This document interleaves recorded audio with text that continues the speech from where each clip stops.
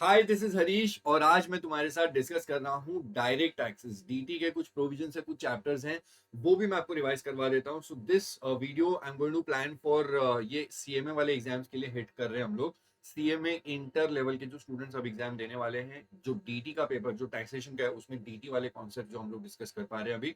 सो IDT already आप देख चुके होंगे। आई होप आपने मेरे चैनल पे से आईडीटी वाले वीडियोस देख लिए हैं। अब हम लोग यहाँ पे डीटी के कुछ प्रोविजन जो मेरे साथ नोट्स रेडी हैं वो मैं सारे आपके साथ धीरे धीरे करके लेके आता हूँ। पहले जो सबसे इजी और छोटा वाला चैप्टर है इनकम फ्रॉम हाउस प्रॉपर्टी, इसको स्टार्ट करके फिनिश ऑफ करते हैं। यहाँ पे एक एक करके सारी चीजों को देखेंगे। पहले प्रोविजन समझा देता हूँ, फिर कुछ क्वेश्चन आंसर अगर मुझे अच्छे मिलते हैं मॉड्यूल के अंदर तो वो मैं डिस्कस करा दूंगा। और अगर आपको ये पूरे सॉल्व करने के बाद में कुछ क्वेश्चन आंसर मिलते हैं फटाफट से आप अपनी मॉड्यूल के अंदर उसको सॉल्व कर लीजिए। ठीक है, मैं प्रोविजन स्टार्ट करता हूँ। यहाँ पे लिस्ट ऑफ टॉपिक्स आप देख लीजिए क्या कुछ आपको देखने को मिलने वाला है। हालांकि यहाँ पे जो सबसे इंपॉर्टेंट वाला कॉन्सेप्ट है मैं आपको मार्क करा रहा हूँ, chargeability is okay. Computation of income, ये बेसिकली आपको इसके कॉन्सेप्ट समझ में आएंगे। वो पूरा कैसे फॉर्मेटिंग बनता है इनकम फ्रॉम हाउस प्रॉपर्टी का। Deductions again from income from house property के 3 डिडक्शंस होते हैं, जिसमें जो इंटरेस्ट वाला प्रोपोर्शन जो कैलकुलेशन है ये बड़ी इंपॉर्टेंट है। बाकी सारी चीजें तो मैनेजेबल है, स्टूडेंट कर पाता है, बट इंटरेस्ट के लिए मेरी अच्छी डिस्कशन रहेगी आपके साथ में। Then we have types of properties में तीन चार बेसिक प्रॉपर्टीज है। हालांकि इसको डिटेल में हम लोग और भी देखेंगे। There are total 8 types of properties जिसकी कैलकुलेशन हम लोग करेंगे। देन सिंपल है, कैलकुलेशन है एरियर्स ऑफ रेंट रिसीव्ड या फिर अनरियलाइज रेंट रिसीव्ड, एक सेपरेट कैलकुलेशन है। Composite rent and co ownership, इसके ऊपर वो लोग कभी कभी आपको क्वेश्चन फ्रेम कर देते हैं। अगेन एक मैं कॉन्सेप्ट बता दूंगा, उसकी सॉल्विंग करने के लिए आपको बहुत आसानी होगी। And then we'll move on to the last concept, that is deemed ownership वाला कॉन्सेप्ट। ठीक है, ये सारी चीजें फटाफट से इसको स्टार्ट करते हैं, खत्म करते हैं। Let's start. इंट्रोडक्शन एसएससी, ये चैप्टर में जो भी परसेंट जो टैक्सेबिलिटी आती है वो कुछ कॉन्सेप्ट्स पे आती है, हम लोग उसको हाईलाइट कर रहे हैं। I will put a highlighter and let's start. जो भी पर्सन यहाँ पे असेसी होगा वो घर का ओनर होना चाहिए, he should be the owner of the property. और दूसरा, उसको वहां से कुछ रेंट इनकम आ रही है, तो ये जो भी पैसा वो कमा रहा है रेंटल इनकम का, वो उसको हाउस प्रॉपर्टी में जाएगा। अलग अलग तरीके की हाउस प्रॉपर्टी है, जैसा कि आप देख सकते हो। गोडाउन है, रेजिडेंशियल बिल्डिंग है, ऑफिस जो कि कमर्शियल बिल्डिंग होती है, वेयर हाउस है, शोरूम है, and in fact also do not forget property in foreign country. तो वो आपको रेजिडेंशियल स्टेटस वाले चैप्टर से समझ में आ जाएगा। अगर कोई person resident and ordinary resident है तो उसके लिए तो बाहर वाली प्रॉपर्टी भी उसी की मानी मतलब उसकी फॉरेन प्रॉपर्टी से जो भी इनकम होती है वो भी टैक्सेबल होती है, तो वो यहाँ पे आ जाएगा। बेटा जी, रूफ इज नॉट नेसेसरी। अगर वो non residential, for a non residential house property उसके लिए रूफ नहीं है, जैसे स्विमिंग पूल वगैरह होता है, जैसे आपने देखा होगा क्लब के अंदर लार्ज स्टेडियम में कोई open air swimming pool and all that thing, कोई प्रॉब्लम नहीं है।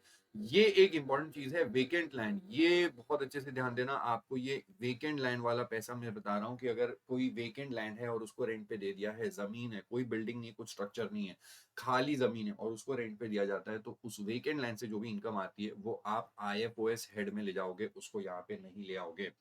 मेथड ऑफ अकाउंटिंग अगेन बहुत इंपॉर्टेंट चीज है। यहाँ पे जो भी कैलकुलेशन होगी, method of accounting is accrual basis. अगर आपने एक प्रॉपर्टी को 12 महीने के लिए रेंट पे दिया था तो आपको पूरे 12 महीने का रेंट आप ड्यू हो जाता है और आपको उतना मिल जाना चाहिए। मिलता है तो ठीक है, नहीं मिलता है तो भी ठीक है। ये लोग बोलते हैं हम पूरे 12 महीने की आपकी रेंट आपसे वसूलेंगे, और मतलब 12 महीने की रेंट के ऊपर हम लोग टैक्स लगा देंगे, बिकॉज हाउस प्रॉपर्टी की calculation is taxable on accrual basis. ठीक है, सेक्शन चार्ट ठीक है, जो जो पढ़ाते हैं हम लोग ठीक है, बट यहाँ पे अब आपको अलग अलग प्रॉपर्टीज के बारे में बता देता हूँ broadly. There can be 4 types of properties. एक है एलओपी, उसके बाद में SOP, DLOP, you already know it very well. And PUB क्या होता है? PUB is the property which is used for business purpose. तो अगर आपके पास एक प्रॉपर्टी है जो कि आपने एक्चुअली रेंट पे डाल दिया तो वो एलओपी हो जाएगा और उसकी टैक्सेबिलिटी आईएफएचपी में आता है। अगर एक प्रॉपर्टी है जिसमें आप रहते हो, सेल्फ ऑक्यूपाइड करने के लिए आपने रखा हुआ है, तो उससे जो भी आपका कैलकुलेशन बनता है वो भी आपको आईएफएचपी में जाएगा। एंड डीम लेट आउट, दो से ज्यादा एसओपी आप हाथ में रख नहीं सकते हो। जितनी भी आपकी दो से ज्यादा एसओपी होती है, इनकम टैक्स वाले उसको डीएलओपी, डीम लेट आउट मान लेते हैं, और जो भी इनकम आती है उसको आप आईएफएचपी में डालते हो। And this is very important. Pub, अगर कोई प्रॉपर्टी आप बिजनेस में यूज कर रहे हो तो उस प्रॉपर्टी का जो भी इनकम या कुछ भी होता है उसको आप यहाँ पे नहीं लेके आओगे। उसके उस प्रॉपर्टी के ऊपर अगर वो बिल्डिंग है और उसके ऊपर आप डेप्रिसिएशन क्लेम कर सकते हो, इनकम डेप्रिसिएशन क्लेम कर सकते हो पीजीबीपी वाले चैप्टर के अंदर। ठीक है, coming on to next and important concept, यहाँ से बड़ी इंपॉर्टेंट कहानी चालू होती है।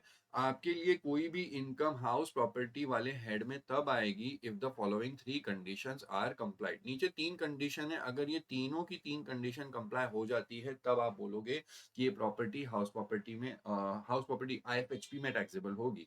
सबसे पहली इंपॉर्टेंट कंडीशन है बी, दैट इज उस जो भी आपको क्वेश्चन में दिख रहा है उसमें बिल्डिंग होना चाहिए, बिल्डिंग या फिर building as well as land appurtenant thereto. तो या तो खाली बिल्डिंग खड़ी हुई है या फिर बिल्डिंग है और साथ में आगे कुछ लैंड है, तो वो भी साथ में आपको पूरा जोड़ करके वो पूरे उस तरीके से वो माना जाएगा, जैसे पार्किंग लॉट होता है या फिर आगे गार्डन एरिया होता है या जो कुछ भी होता है।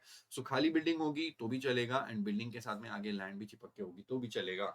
बट अगर वो वेकेंट लैंड है, वेकेंट मतलब सिर्फ और सिर्फ जमीन है, कोई बिल्डिंग स्ट्रक्चर नहीं है, तो ऐसे केस में वो प्रॉपर्टी की जो भी रेंटल इनकम होगी वो आपको आईएफओएस में लेके जानी पड़ती है, ठीक है। और plant and machinery, furniture, holdings on roof, ये सारी चीजें बिल्डिंग तो नहीं होती। तो अगर मैंने किसी को प्लांट एंड मशीनरी रेंट पे दे दिया, फर्नीचर रेंट पे दे दिया, या फिर वेकेंट लैंड रेंट पे दे दिया हुआ है, या फिर होल्डिंग्स है, बिल्डिंग के ऊपर होल्डिंग्स हमने जो रूफ पे लगाते हैं वो वाला हमने कुछ रेंट पे दे दिया है, ये सारी चीजें जो होती है ये टैक्सेबल आईएफएचपी में नहीं होती है। इसको आप लेके जाओगे या तो पीजीबीपी में या आईएफओएस में। अगर आपका बिजनेस है ये सब चीजों को रेंट पे देना तो आप पीजीबीपी में डाल दोगे, और अगर आपका कोई बिजनेस ऐसा नहीं है तो ये सारी चीजों को आप आईएफओएस में डालोगे। उसके बाद में असेसी उस घर का ओनर होना चाहिए, very very very very very very very very important condition. दूसरी कंडीशन बोलती है कि वो घर का ओनर होना चाहिए। अगर वो घर का ओनर है तो दूसरी कंडीशन कंप्लाई हो जाएगी। मतलब अगर मैं कोई घर मैंने रेंट पे लिया है और उसको आगे मैं सबलेटिंग कर रहा हूँ, तो सबलेटिंग से जो भी इनकम होती है वो इनकम आपको आईएफएचपी में नहीं डालनी है, वो वाली इनकम आपकी आईएफओएस या पीजीबीपी में जाएगी। ये वाला कॉन्सेप्ट बड़ा इंपॉर्टेंट है, ध्यान देना। दूसरी बात, आप वो बिल्डिंग के ओनर होने चाहिए, उस बिल्डिंग के ओनर। अब वो जो नीचे की लैंड है वो लैंड किसी और की है, लैंड हमने लीज पे ले लिया और उसके ऊपर बिल्डिंग कंस्ट्रक्ट किया हुआ है, वो बिल्डिंग मेरी है, बस दैट्स इट। आप बिल्डिंग के ओनर होने चाहिए, लैंड के ओनर हो या ना हो कोई फर्क नहीं पड़ता। एंड तीसरा, वो वाली जो प्रॉपर्टी है वो आपने बिजनेस में यूज नहीं करनी चाहिए। It should not be use, it should not be use, it should not be use for the purpose of any business और प्रोफेशन। अगर ऐसा है तो ये तीनों कंडीशंस हिट हो जाती हैं और जो भी इनकम आएगी वो आपकी पीजीबीपी या आईएफओएस में नहीं जाएगी, वो हाउस प्रॉपर्टी में जाएगी।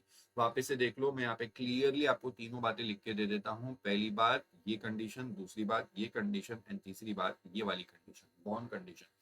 वो जिसकी बात कर रहे हैं उस क्वेश्चन के अंदर वो किसी बिल्डिंग की बात कर रहे हैं, that should be a building या फिर building and land appurtenant thereto. Building plus उसके साथ में जो लैंड अगर आगे आगे एक्सटेंड होकर लैंड है तो वो भी आप ले चलेगा, दोनों चीजें आपकी यहाँ पे आ जाएंगी। First condition is satisfied. दूसरे केस में वो बंदा उस प्रॉपर्टी का ओनर होना चाहिए, लेकिन ओनर ऑफ बिल्डिंग इन्होंने बोला है, बोला कि अगर लैंड का ओनर नहीं है तो कोई प्रॉब्लम नहीं है। तो वो ओनर है एंड ओनर वो बिल्डिंग का है, दैट्स इट, काम पूरा हो गया, आपकी सेकंड कंडीशन भी कंप्लाई हो गई, ऐसा समझ लो। तीसरी वाली कंडीशन बोलती है कि वो प्रॉपर्टी उसने यूज नहीं करनी चाहिए in the business, not for business, he should not use that property for business. अगर ये तीनों कंडीशन कंप्लाई हो जाती है तो सीधा बोल देना कि भाई ऐसा जो भी रेंटल इनकम आ रहा है ये रेंटल इनकम में डालूंगा आईएफएचपी वाले हेड में। लेकिन अगर तीनों में से एक भी कंडीशन कंप्लाई नहीं हुई तो आपको फिर यहाँ पे नहीं आना है, फिर या तो पीजीबीपी या आईएफओएस में चले जाएंगे। फॉर एग्जांपल, वो प्रॉपर्टी वो बिल्डिंग है, we are not using for business, but हम उसके ओनर नहीं है। अगर हम उसके ओनर नहीं है तो फिर वो जो भी इनकम आएगा वो आईएफएचपी में नहीं जा सकता, ठीक है। या फिर हम ओनर तो हैं and we are not using it for the purpose of business, but वो बिल्डिंग नहीं है, that is a vacant land, या फिर प्लांट एंड मशीनरी को हमने रेंट वगैरह पे दिया हुआ है, भाई अगेन ऐसी कंडीशंस कंप्लाई नहीं होती, ठीक है। तो ये पूरी बातें हम लोग ने यहाँ पे क्लोज करी, ये चार्जेबिलिटी वाला पॉइंट था and this chargeability point we are done, ठीक है। चार्जेबिलिटी तुम्हारा कॉन्सेप्ट यहाँ पे है, आगे बढ़ो और नेक्स्ट वाली पॉइंट देख लो। Computation of house property income, ये आपको ऑलरेडी पता होगा। हाउस प्रॉपर्टी इनकम कंप्यूट करने के लिए आपको इस टेबल की जरूरत पड़ती है और ये बहुत ही बेहतरीन टेबल है। ये आपको हर टेक्स्ट बुक या मॉड्यूल के अंदर भी देखने को मिलेगा, जो भी वैल्यूज मिलते हैं। अब आपको पता तो चली गया, बॉन्ड वाली कंडीशन कंप्लाई हो गई, मतलब आपको आईएफएचपी में आना है। अब देखना म्यूनिसिपल वैल्यू जो होगी या फेयर रेंट, ये दोनों में से जो भी वैल्यू में हायर वाला होगा वो ले लेना, विच एवर इज हायर। उसको कंपेयर करना स्टैंडर्ड रेंट से, दोनों में से विच एवर इज लोअर लेकर के आपको एक्सपेक्टेड रेंट मिलेगा। ये एक वैल्यू बड़ा इंपॉर्टेंट वैल्यू है, ये आपको आगे बार बार देखने को मिलेगा, एक्सपेक्टेड रेंट।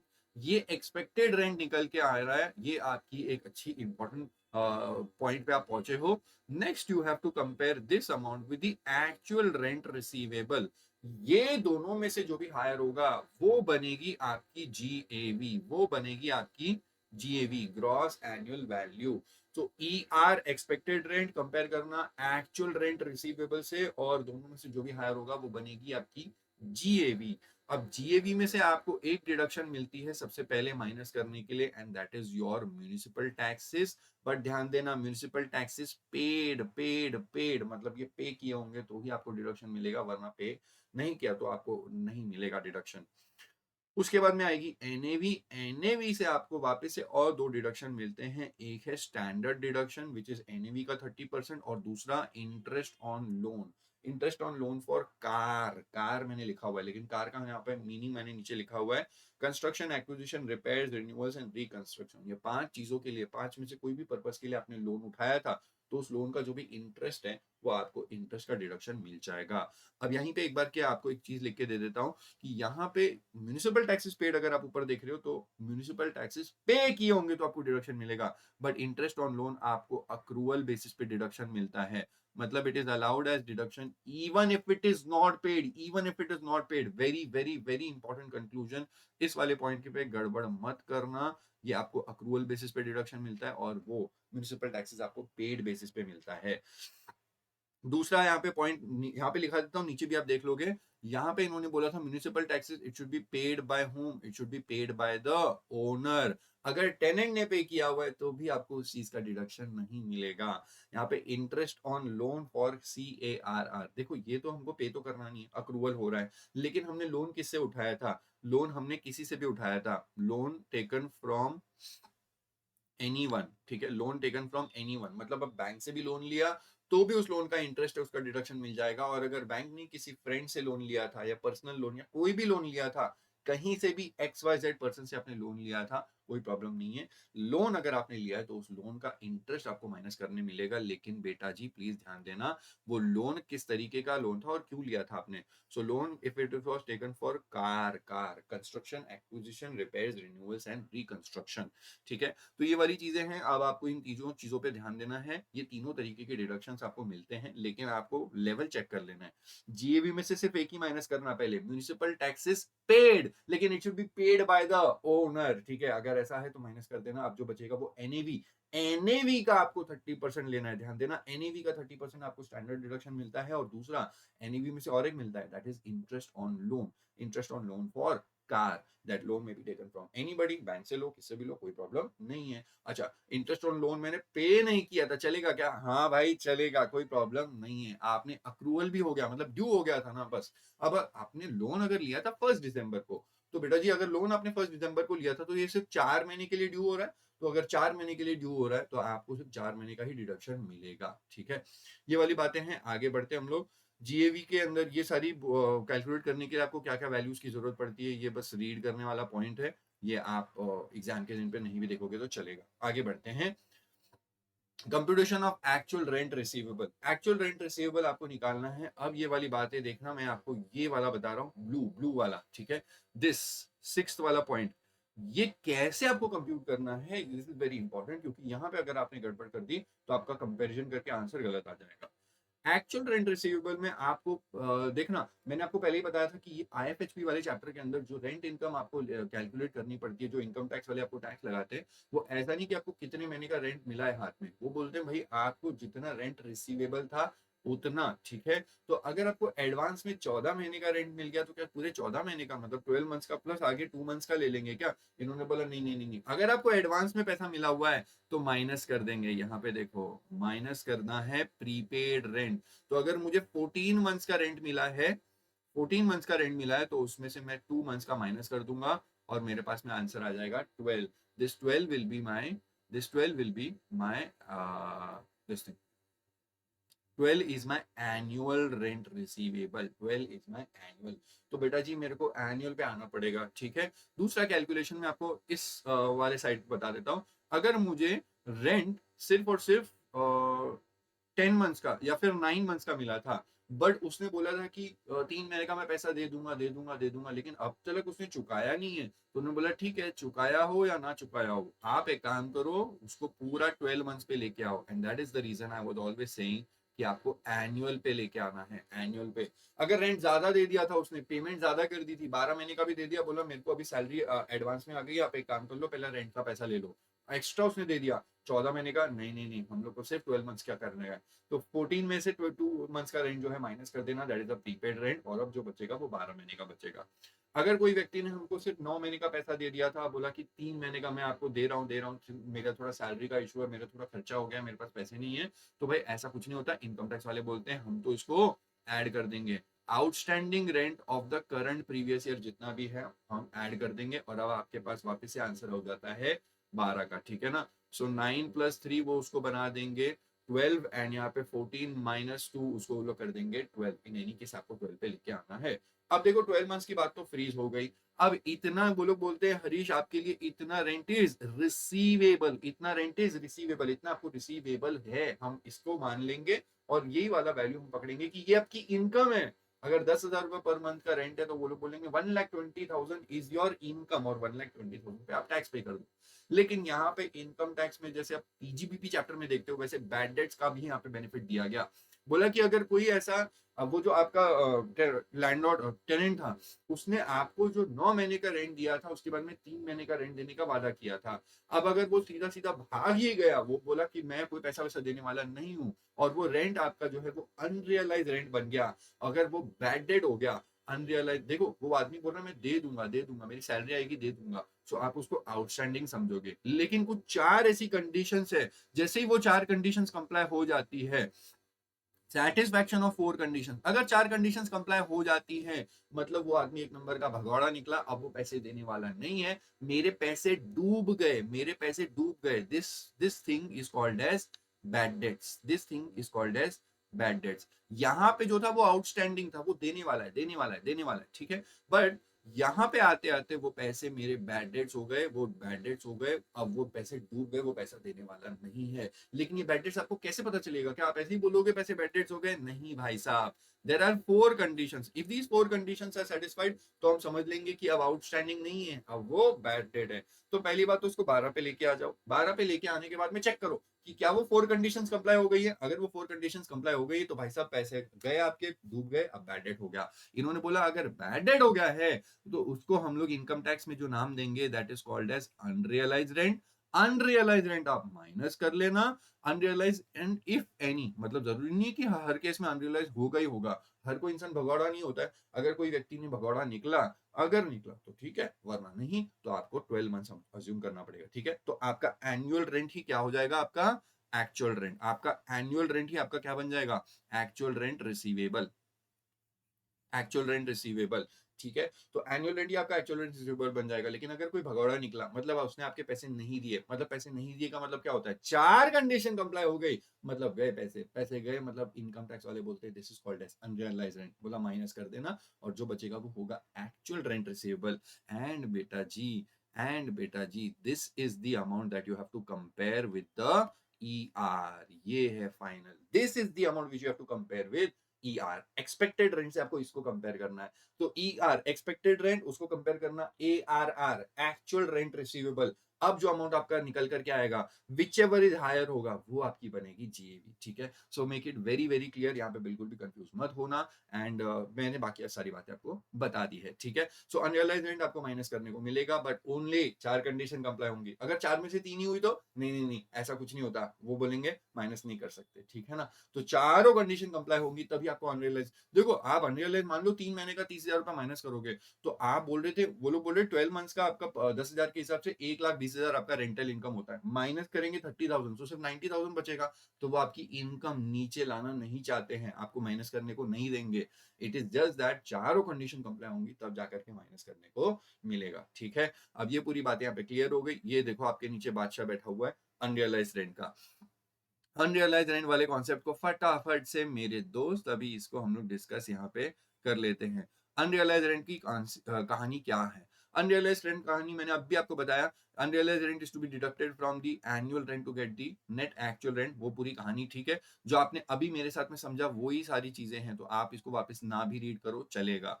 रेंट रिसीव में प्लस कर देंगे प्रीपेड आउटस्टैंडिंग वाला, माइनस कर देंगे एडवांस वाला, एंड अनरियलाइज रेंट भी आपको माइनस करने को दिया जाएगा। अनरियलाइज रेंट भी आपको माइनस करने को दिया जाएगा। ये पूरी कहानी को अगर हम एक साथ के लिए जोड़ देते हैं, मैं इसको एक साथ एक डब्बे में जोड़ूं, तो ये पूरा डब्बा जो है मेरा बन जाता है एनुअल रेंट, और एनुअल रेंट में से मैं माइनस कर सकता हूं अनरियलाइज रेंट। सो वो लोग पूछ रहे हैं कि व्हाट इज द ट्रीटमेंट, तो भाई ट्रीटमेंट तो यही है कि आप इसको अनरियलाइज रेंट को माइनस कर सकते हो, अनरियलाइज रेंट को माइनस कर सकते हो। बट कंडीशंस क्या है, तो कंडीशन आपको मैं यहाँ पे हाईलाइट करके दे देता हूँ। जो unrealised can be deducted only if all the following conditions are satisfied, only if all the following conditions are satisfied। पहली बात, ये जो आपने वो बंदे ने जो हमारा जो पार्टीज के बीच में एग्रीमेंट हुआ था, that tenancy was a bona fide tenancy. जो डिफॉल्टिंग टेनेंट है उसने हमारी प्रॉपर्टी वेकेट कर दी है, खाली कर दी है, ठीक है, वो हमारा घर खाली कर दिया। अगर खाली नहीं भी किया तो हमने अपने तरफ से पूरे पूरे स्टेप्स ले लिए हैं ताकि हम अपना घर उससे खाली करवा दे। Steps have been taken to compare. मैंने एक क्वेश्चन देखा था आप ही की मॉड्यूल के अंदर जिसमें लिखा था कि वहां पे क्लियरली लिखा था कि steps have not been taken, और उसने वेकेट भी नहीं किया, steps have not been taken. तो बेटा जी अगर आपकी ये वाली कंडीशन कंप्लाई नहीं होती, फिर आप बोल दो कि मेरा ये कंप्लाई हो गया, ये कंप्लाई हो गया, ये कंप्लाई हो गया, फिर भी आपको माइनस करने को नहीं मिलेगा क्योंकि ये वाली कंडीशन कंप्लाई नहीं हुई है, ठीक है, इस तरीके से। तो ये वाली भी एक आपको कंडीशन देखनी पड़ेगी, या तो उसने घर खाली कर दिया या फिर स्टेप्स लिया हुआ है उसको घर खाली करने के लिए। Defaulting tenant is not in occupation of any other property, उसने ये घर खाली करके आपकी कोई और प्रॉपर्टी ऑक्यूपाई करके रखी है, ऐसा भी नहीं है। He is not in occupation of any other property. तो मेरा उसने मलाड में, मैं मुंबई में रहता हूँ, मलाड बोरीवली में रहता हूँ, तो उसने मेरा मलाड वाला घर खाली कर दिया, तो मैंने मलाड वाला घर उसको खाली करके अंधेरी वाला घर रेंट पे दे दिया, तो बोला ऐसा नहीं चलेगा, उसने आपकी ये प्रॉपर्टी तो खाली कर दी, पॉइंट बी बोलता है, एंड पॉइंट सी बोलता है कि कोई और भी प्रॉपर्टी उसने आपकी ऑक्यूपाई करके नहीं रखी हुई है। लास्टली, आपने सारे रीजनेबल स्टेप्स लिए हुए हैं काय के लिए, to institute legal proceedings against that person. वो एक भगोड़ा इंसान था और उसके अगेंस्ट आपने लीगल प्रोसीडिंग्स चालू करने का पूरा स्टेप्स ले लिया है। तो ऊपर क्या बोला था, steps have been taken to steps have been taken to vacate, to compel him to vacate, मतलब उसको बोल रहे हैं कि तू हमारा घर खाली कर दे। यहाँ पे हमने स्टेप्स लिए हैं, लेकिन स्टेप्स काय के लिए लिए हैं, to institute legal proceedings against that person. या फिर हम ऑफिसर को ये प्रूव करके बता दे कि ऑफिसर को हम ये कह दे कि भाई साहब उसके ऊपर हमने कोई स्टेप लगा के फायदा नहीं है, वो एक नंबर का फालतू आदमी है, उसके ऊपर लीगल केस करना मतलब हमारा टाइम और पैसा वेस्ट होगा। तो या तो हमने ये स्टेप्स ले लेना चाहिए और satisfy the assessing officer that the legal proceedings would be useless. ये चारों कंडीशंस कंप्लाई होंगी तो आप माइनस कर लेना। अगर क्वेश्चन में आपको ऐसा कुछ भी बोला हुआ नहीं है, then assume that all the four conditions are satisfied. Assume कर लेना कि सेटिस्फाई हो गया और माइनस कर लेना, ठीक है। So these are the four conditions जो मैंने अभी आपके साथ में डिस्कस करनी थी, आपको बता दिया।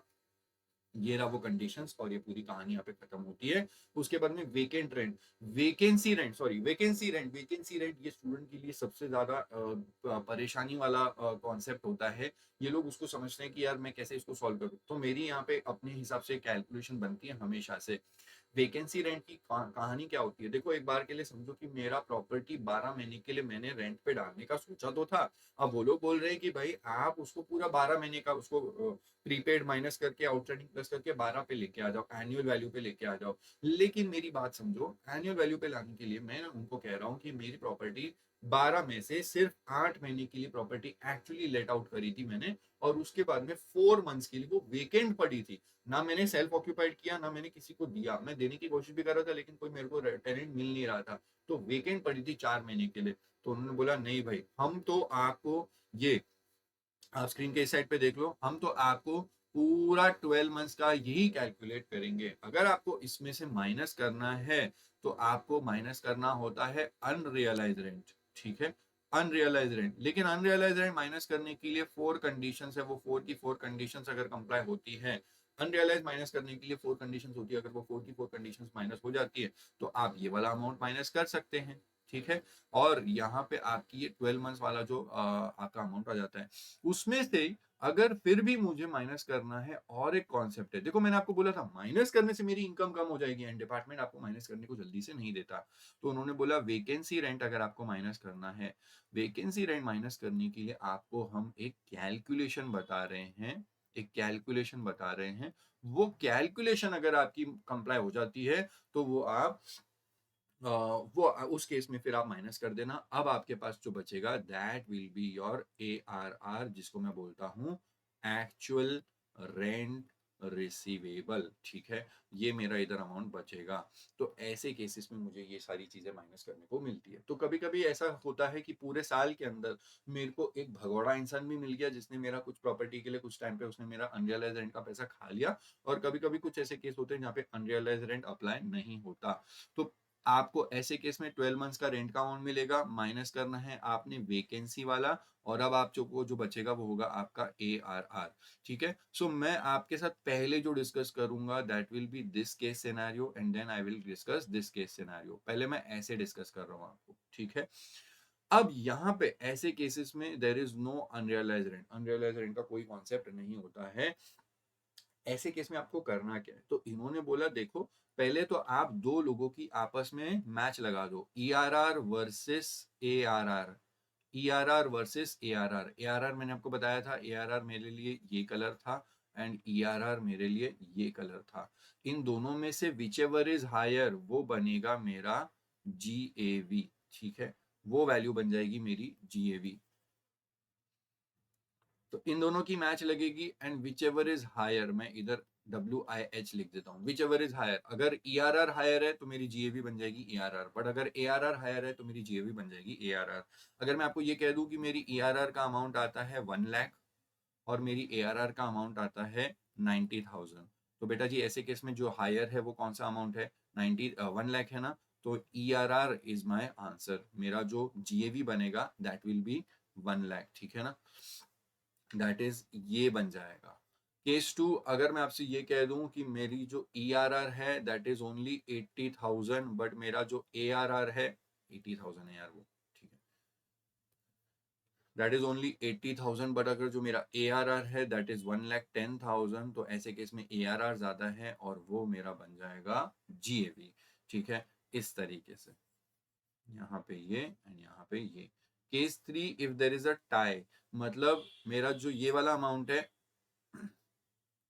This is 1,50,000 and this is also 1,50,000, तो उन्होंने बोला ऐसे केस में आपका जो आंसर आएगा दैट विल बी ARR। हालांकि दोनों सेम है लेकिन हमको लेना कौन सा होता है, ARR, और आपका जो फाइनल आंसर बैठेगा वो भी आपका 1,50,000 ही होगा। ठीक है। सो पहले वाले केस में ERR ज्यादा था तो आपने ERR ले लिया, दूसरे वाले केस में आपका जो ARR है वो ज्यादा है तो आपने वो ले लिया, एंड तीसरे वाले केस में आपका दोनों सेम है लेकिन आप ARR लोगे and that will be your final answer. ठीक है, इस तरीके से आपको कंपेयर करना है। अब यहाँ पे मेरे को आपको एक कॉन्सेप्ट बताना है कि वैकेंसी रेंट मुझे माइनस कब करने मिलेगा। तो वो लोग बोल रहे हैं भाई वैकेंसी रेंट आपको माइनस करने को मिलेगा सिर्फ ऐसे केसेस में जहां पे ARR जीत रहा है। तो ARR मेरा जो जीत रहा है, एक सेकेंड, यस, मैं यहाँ पे माइनस कर रहा हूँ VR, यहाँ पे माइनस कर रहा हूँ VR। तो मुझे इन केसेस के अंदर VR माइनस करने को मिलेगा, इन केसेस में VR माइनस करने को मिलेगा, और यहाँ पे मुझे VR माइनस करने को नहीं मिलेगा, क्योंकि मेरा ARR जब जीतता है, अगर मेरा ARR जीतता है तो मेरी GAV का आंसर क्या होगा, 1,10,000 माइनस वैकेंसी रेंट। अगर उस केस में मेरा वैकेंसी रेंट था 25,000 का, तो 1,10,000 माइनस 25,000 मुझे करने को मिलेगा। अगर मेरा वैकेंसी रेंट है 60,000 रुपए का, तो मैं 60,000 माइनस कर दूंगा। इस तरीके से मैं आपको बता रहा हूँ। ठीक है। और अगर 1,50,000, अब जीता कौन है फाइनल वाले थर्ड वाले केस में, 1,50,000 जीता है, तो 1,50,000 में से आप माइनस कर दो VR। बस मैं इतना कहना चाहता हूँ कि वैकेंसी रेंट आप अपनी मन मर्जी से माइनस नहीं कर सकते हो, आपको मैच लगाना पड़ेगा किसके बीच में, ER and ARR। ER and ARR में से जो भी हायर होता है वो GAV बनता है। तो मैच लगा के देख लो, जो भी हायर रहेगा वो आपका GAV बन जाएगा। अगर ERR हायर है तो वही आपका GAV बन जाएगा, बट अगर ARR हायर है या फिर दोनों में टाई हो गया तो भी ऐसे केसेस में जो भी आपका जीएओ होगा that will B ARR minus vacancy rent. In short आपको वैकेंसी रेंट तब माइनस करना मिलेगा जब आपका एआरआर इज द विनर। इस पूरी चीज को मैंने यहाँ पे पुट करके रखा हुआ है। अब आप इस डायग्राम को देखिए और ये पूरी कैलकुलेशन को बहुत अच्छे से समझ लीजिए ना, कभी भी आपको इसके आगे कभी कंफ्यूजन नहीं होगा। This is the best, this is the best, ठीक है, आपको कभी कंफ्यूजन नहीं होगा। केस वन, अच्छा ये आपको यहाँ पे मैंने इसमें यूआर नहीं डाला हुआ है, और ये वाले केसेस के अंदर आपको यूआर भी देखने को मिल जाएगा, यहाँ पे आपको यूआर भी देखने को मिल जाएगा। And this is the normal scenario जहाँ पे यूआर नहीं है। पहला हमने मैच लगाया ईआर और एआरआर के बीच में। If ER is the winner तो आपके केस में जो आंसर होगा, जो जीएवी बनेगी वो आपकी ईआर बन जाएगी। दूसरे केस में ईआर ईआर एक्सपेक्टेड रेंट और एआरआर के बीच में मैच हुआ। Now ARR is the winner, if ARR is the winner then ARR will be your GAV, but आपको उस केस में एआर में से माइनस करने को मिल जाएगा वेकेंसी रेंट। अगर दोनों के बीच में टाई हो गया, इवन दो दोनों के बीच में टाई हो गया है, तो भी आपका जो आंसर रहेगा वो एआरआर ही रहेगा, और अगेन ऐसे केस में आपको माइनस करने को मिल जाएगा वेकेंसी रेंट, ठीक है ना। तो इस बात को आप अच्छे से क्लियर करके रख लो। उसके बाद में मैंने यूआर डाल दिया, तो अब आपकी जो कंपैरिजन होगी, आप यहाँ पे कंपेयर करने के टाइम पे आप देख सकते हो ईआरआर की कंपैरिजन मुझे करनी है एआरआर माइनस यूआर, ठीक है। सो एक्सपेक्टेड रेंट को जिससे कंपेयर करूंगा वो होगा annual rent receivable minus UR, तो यूआर माइनस करने के बाद कंपेयर करना, ठीक है। So you have to compare two items, एक है एक्सपेक्टेड रेंट, दूसरा annual rent receivable minus unrealise rent. अब ये दोनों में से कंपेयर करके देख लो who is the winner. Again if ER is the winner तो आपकी जीएवी ईआर होगी और आपको माइनस करने को नहीं मिलेगा vacancy rent. But if your ARR minus URR, ये माइनस करने के बाद में भी if that is the winner, ARR minus UR is the winner, तो फिर एआरआर माइनस यूआर ये तो आपका आंसर रहेगा ही, और उसके अंदर से आप फिर माइनस कर पाओगे वेकेंसी रेंट, ठीक है। लास्ट केस में अगर दोनों में टाई हो गया है तो टाई के केस में भी आपका आंसर जो रहेगा वो एआरआर माइनस यूआर ही, यही आपका विनर है। और अगेन ऐसे केस में भी आपको वैकेंसी रेंट माइनस करने को मिल जाएगा। This happens to be very important calculation, जो मैंने आपको जो जीता वही सिकंदर, ये मैं यूजुअली बताता रहता हूँ क्लास के अंदर, तो जो जीता वही सिकंदर वाली कंपैरिजन लगा करके देख लो। अब आपको यहाँ पे क्लियरली समझ में आ जाएगा कि ये वैकेंसी रेंट का कॉन्सेप्ट आपको किस तरीके से डील करना है करके, ठीक है। यहाँ पे अब आगे की बातें समझते हैं। देर आर सम डिडक्शंस आपको हाउस प्रॉपर्टी की इनकम में से माइनस करने को मिलता है। पहला पहला डिडक्शन जो हम लोग देख रहे हैं, पॉज करके देख लो, शांति से पीछे जाके देख लो मैं क्या समझा रहा था। अब डिडक्शंस में बात कर रहा हूँ, municipal tax paid, municipal tax जो पे आपने किया हुआ है तो आपको डिडक्शन करने को मिलेगा। Now points to be remember, मैं आपको ये बता रहा हूँ, this deduction is allowed on payment basis, that is it will be allowed only if it is actually paid in the current financial, तो आपने पे किया हुआ है तो ही मिलेगा। दूसरी बात, it should be paid by the owner, owner ने पे किया, अगर टेनेंट ने पे किया तो भी आपको माइनस करने को नहीं मिलेगा। तीसरा, all the taxes which are levied, all the taxes which are levied, जो भी उन्होंने लेवी किया हुआ है। अब कोई चीज उन्होंने लेवी नहीं किया, आपने 5 साल का म्युनिसिपल टैक्स एडवांस में पे कर दिया, तो उसका भी आपको माइनस करने को नहीं मिलेगा, क्योंकि उन्होंने लेवी किया ही नहीं है, आपने पहले ही पैसे दे दिए।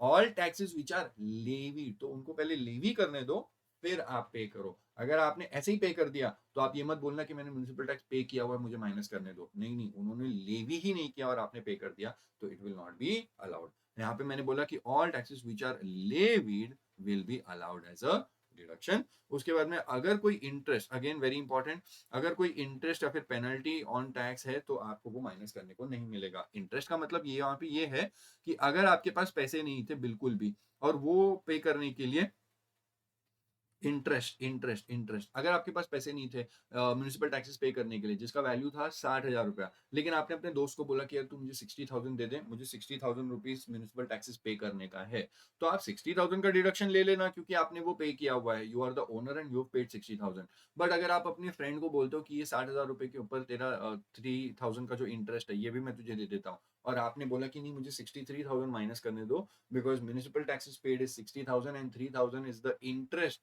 For the loan taken for municipal taxes, बोला ये 3,000 का डिडक्शन आपको नहीं मिलेगा। इंटरेस्ट वगैरह जो है आपने उसके लिए पैसा उठाया था, उस इंटरेस्ट का डिडक्शन नहीं मिलेगा। और अगर म्यूनिसिपल वालों ने आपके ऊपर कुछ पेनल्टी लगा दी थी, पेनल्टी ऑन टैक्स, तो वो भी आपको माइनस करने को नहीं मिलेगा। दिस इज नॉट अलाउड, ठीक है। स्टैंडर्ड डिडक्शन की बात है। स्टैंडर्ड डिडक्शन आपको जो मिलता है वो होता है 30% ऑफ एनएवी। 30% ऑफ एनएवी ये मिल जाता है। अच्छा, एक बार आपको स्टैंडर्ड डिडक्शन माइनस करने को मिल गया, then no deduction shall be provide in respect of actual expense. Actual expense, क्योंकि हम आपको स्टैंडर्ड बोल रहे हैं कि ठीक है जो भी हुआ आप उसका 30% ले लीजिए। अब आप एक्चुअल में आपका कुछ भी खर्चा हुआ उसका डिडक्शन आपको नहीं मिलेगा। जैसे आप बोल रहे हो कि मेरा कुछ रिपेयर्स है, इंश्योरेंस है, डेप्रिसिएशन है, एनी अदर एक्सपेंस है, इसका कुछ नहीं हो सकता। क्लियरली राके एग्जाम में लिख देना भाई इग्नोर, ठीक है ना, इसका आपको कुछ करने की जरूरत नहीं है, इसका कोई इफेक्ट नहीं होगा। क्यों? क्योंकि आपको स्टैंडर्ड डिडक्शन दे दिया तो ये वाली चीजें आप आपको देंगे नहीं। Then you are municipal taxes paid in the previous year is more than GAV. कभी कभी आपकी जीएवी आ रही है मान लो 3,90,000, लेकिन आपने म्यूनिसिपल टैक्सेस पिछले 20 साल से नहीं पे किए थे और इस साल पूरा 4,80,000 का आपने म्यूनिसिपल टैक्सेस पे कर दिया, तो ऐसे केस में आपको कोई भी स्टैंडर्ड डिडक्शन नहीं मिलेगा। क्योंकि आपका जीएवी में से आप इतना बड़ा अमाउंट जब माइनस कर दोगे तो आपका एनईवी उस केस में नेगेटिव बन जाएगा, और अगर एनईवी नेगेटिव बन जाएगा तो उस केस में आपको स्टैंडर्ड डिडक्शन माइनस करने को नहीं मिलेगा। क्या एनईवी नेगेटिव हो सकता है? हाँ जी, एनईवी नेगेटिव हो सकता है। This can happen when municipal taxes of the earlier years are paid during the previous year.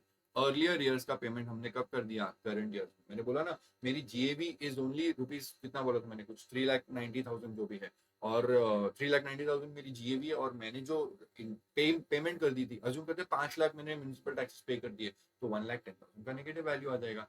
ऐसे केस में अगर एनईवी आपकी नेगेटिव है तो आपको 30% स्टैंडर्ड डिडक्शन नहीं मिलेगा। नेक्स्ट पेज पे आपका ये भी डाउट क्लियर कर देता हूँ। Only if the NAV is positive आपको माइनस करने को मिलेगा 30% एनएवी। अगर आपकी एनएवी नील है then no standard deduction. I'll put a highlighter to this. अगर आपकी एनएवी नील है तो नो स्टैंडर्ड डिडक्शन, और अगर आपकी एनएवी नेगेटिव है तो भी उस केस में आपको स्टैंडर्ड डिडक्शन नहीं मिलेगा। और एक बात ये भी समझ लो कि आपको कभी भी कोई भी उसके अलावा एक्चुअल एक्सपेंस का कोई भी डिडक्शन कभी भी नहीं मिलेगा। सो सिर्फ एक केस है जब आपको माइनस करना मिलेगा 30% standard deduction, that is when your NAV is positive. NAV positive है 30% का स्टैंडर्ड डिडक्शन मिल जाएगा। एनएवी नेगेटिव है या नील है आपको स्टैंडर्ड डिडक्शन नहीं मिलेगा। और एक्चुअल एक्सपेंस तो बेटा जी कभी भी जिंदगी में नहीं मिलेगा, क्योंकि वो आपको क्या दे रहे हैं? स्टैंडर्ड डिडक्शन करके, ठीक है। अब interest on borrowed capital, this happens to be one more very important calculation जो आपको यहाँ पे देखनी चाहिए। मैं हर किसी को बोलूंगा कि इस पॉइंट को आप बहुत अच्छे से देखना, एग्जाम में ये वाला हमेशा बैठता है, ये डिडक्शन हमेशा बैठती है, इसकी बहुत इंपॉर्टेंस है। पहली बात जो है वो यहाँ पे interest on loan shall be allowed as deduction on accrual basis. मैंने आपको यही बता दिया था कि म्यूनिसिपल टैक्सेस जो होते हैं वो म्यूनिसिपल टैक्सेस आपको पेमेंट बेसिस पे डिडक्शन करने को मिलता है। म्यूनिसिपल टैक्सेस आपको, एक सेकंड जी, हाँ, म्यूनिसिपल टैक्सेस आपको पेमेंट बेसिस पे मिलता है, लेकिन इंटरेस्ट ऑन लोन, IOL लिख रहा हूँ, इंटरेस्ट ऑन लोन जो है ये आपको अक्रूवल बेसिस पे माइनस करने को मिलता है। मतलब आप पे करो ना पे करो कोई फर्क नहीं पड़ता, ठीक है। Even if the interest has not been paid in the current previous year, it will still be allowed as a deduction if it is accrued in the previous year. उसके बाद में interest on loan shall be allowed as a deduction only if the loan has been taken for car. Only if the loan has been taken for car loan. अगर आपका car loan है तो ही आपको deduction करने को मिलेगा उस loan के ऊपर का इंटरेस्ट। अब यहाँ पे कार लोन मतलब कार गाड़ी नहीं होती है यार, कार शॉर्ट फॉर्म बनाया हुआ है। कार बोलेगा तो यहाँ पे ये वाली चीज है, construction, acquisition, repairs, renewals and reconstruction. अगर आपने कार लोन उठाया है घर के लिए तो उस कार लोन का जो भी इंटरेस्ट है वो आपको माइनस करने को मिलेगा। एंड भाई वो अक्रूवल बेसिस पे होता है, मतलब आपने पे किया हो ना पे किया हो फिर भी आपको मिल जाएगा। देखो यहाँ पे मैंने क्या क्लियरली लिखा हुआ है, even if the interest has not been paid, अगर आप नहीं भी पे करोगे तो भी आपको माइनस करने को मिलेगा।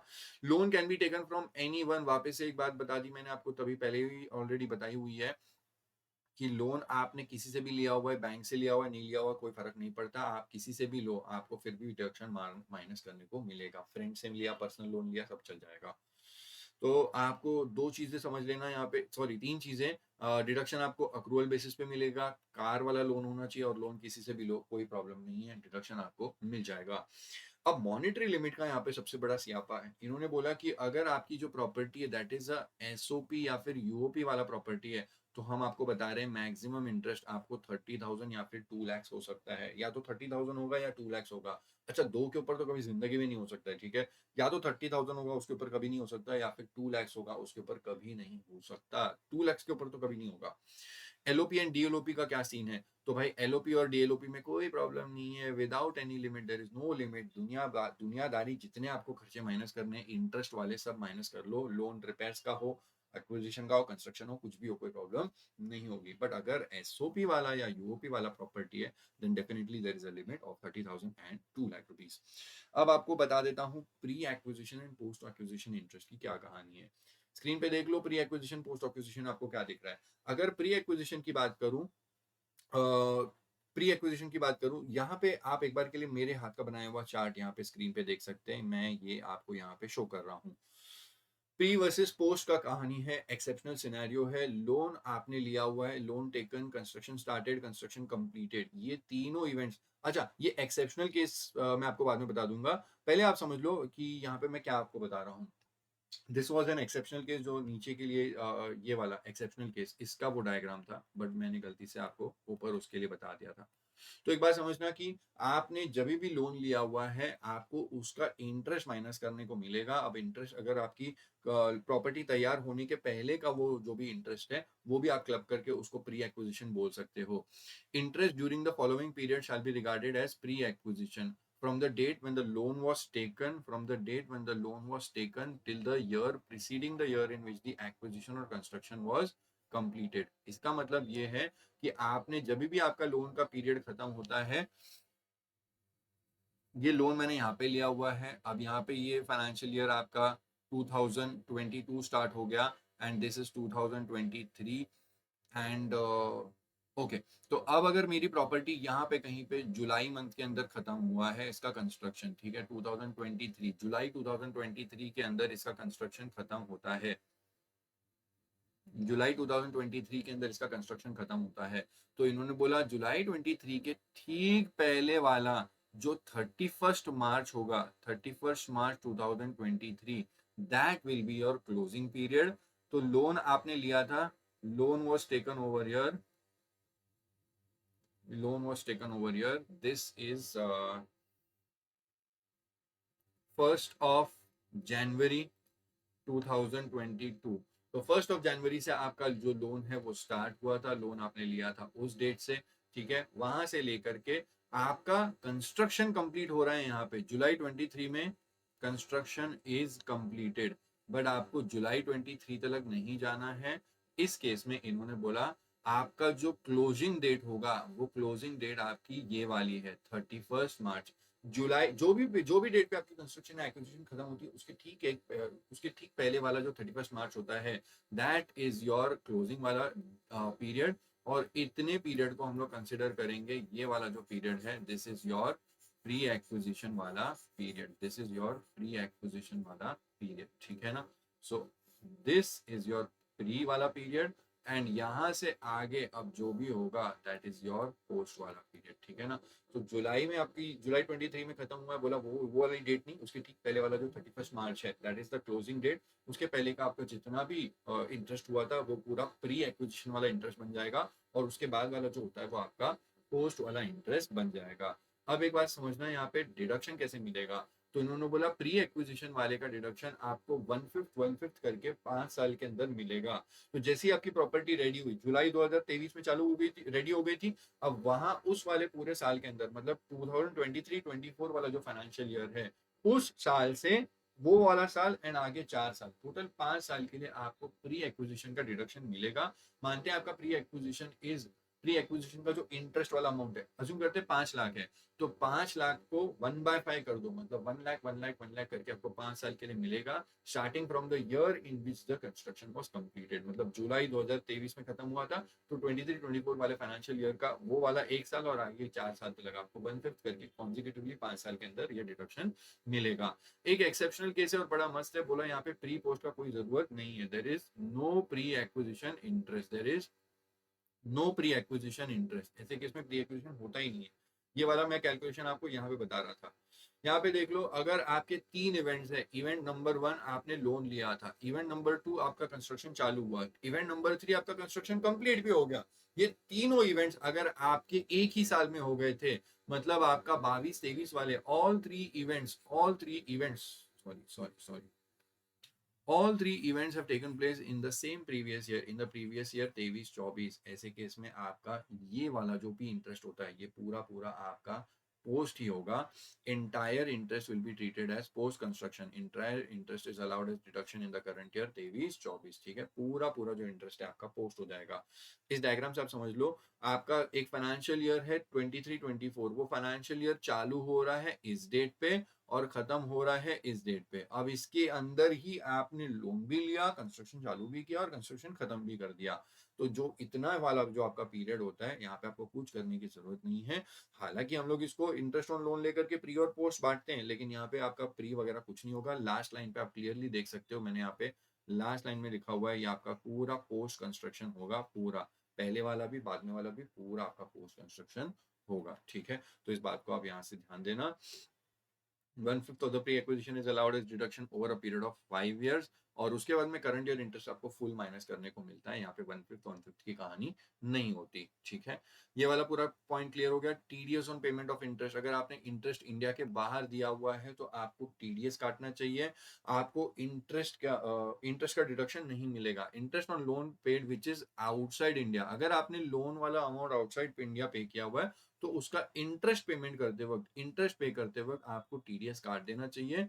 इंटरेस्ट डिडक्शन आपको नहीं मिलेगा। Shall not be allowed is deduction if, या तो आपने टीडीएस ही नहीं काटा या फिर आपने टीडीएस काटा लेकिन गवर्नमेंट को पे नहीं किया। अब एक ऐसे केसेस है जहां पे आपको ये टीडीएस काटने की जरूरत नहीं पड़ेगी। अगर आपको इंटरेस्ट तो वो फॉरेनर पर्सन को ही देना है, लेकिन फॉरेनर को आप इंडिया के बाहर जाके क्रेडिट नहीं करते हो, आप उसके एजेंट को ही इंडिया के अंदर पैसे दे देते हो, बोलो ये पैसे ले ले, वो तेरे फॉरेनर वाले पर्सन को देना था जो तेरा प्रिंसिपल है, आपने उसके एजेंट को इंडिया में ही दे दिया। अगर एजेंट को इंडिया में ही दे रहे हो तो उस केस में टीडीएस काटने की जरूरत नहीं है, आप बिना टीडीएस काटे भी दोगे तो भी आपको डिडक्शन मिल जाएगा।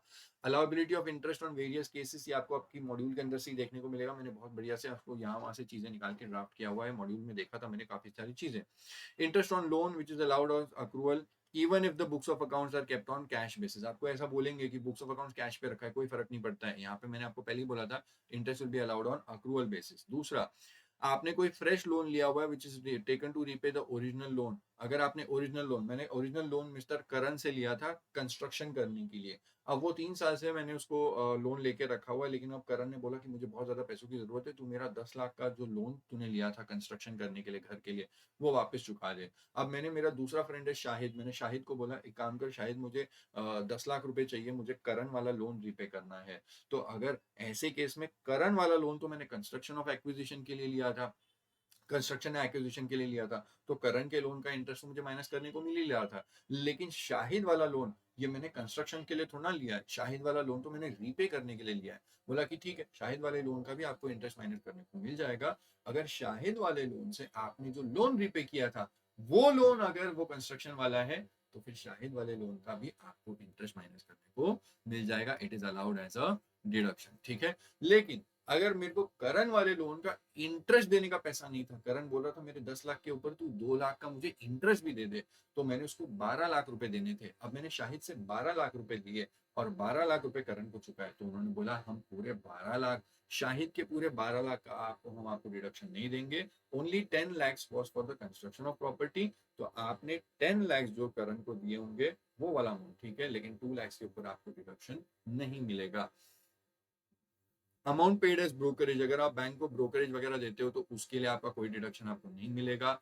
अगर आपने म्यूनिसिपल टैक्स पे करने के लिए कोई लोन उठाया था उसका डिडक्शन आपको नहीं मिलेगा। अगर आपने इंटरेस्ट इंडिया के बाहर पे किया था उसके लिए टीडीएस नहीं काटा था तो आपको डिडक्शन नहीं मिलेगा। बट अगर आपने इंटरेस्ट इंडिया के अंदर ही पे किया हुआ था और उसके लिए आपने एजेंट को पेमेंट किया था तो टीडीएस काटने की जरूरत नहीं है, तो ऐसे केस में हम लोग आपको अलाउ कर देंगे। तो ये अलाउड है, ये अलाउड है।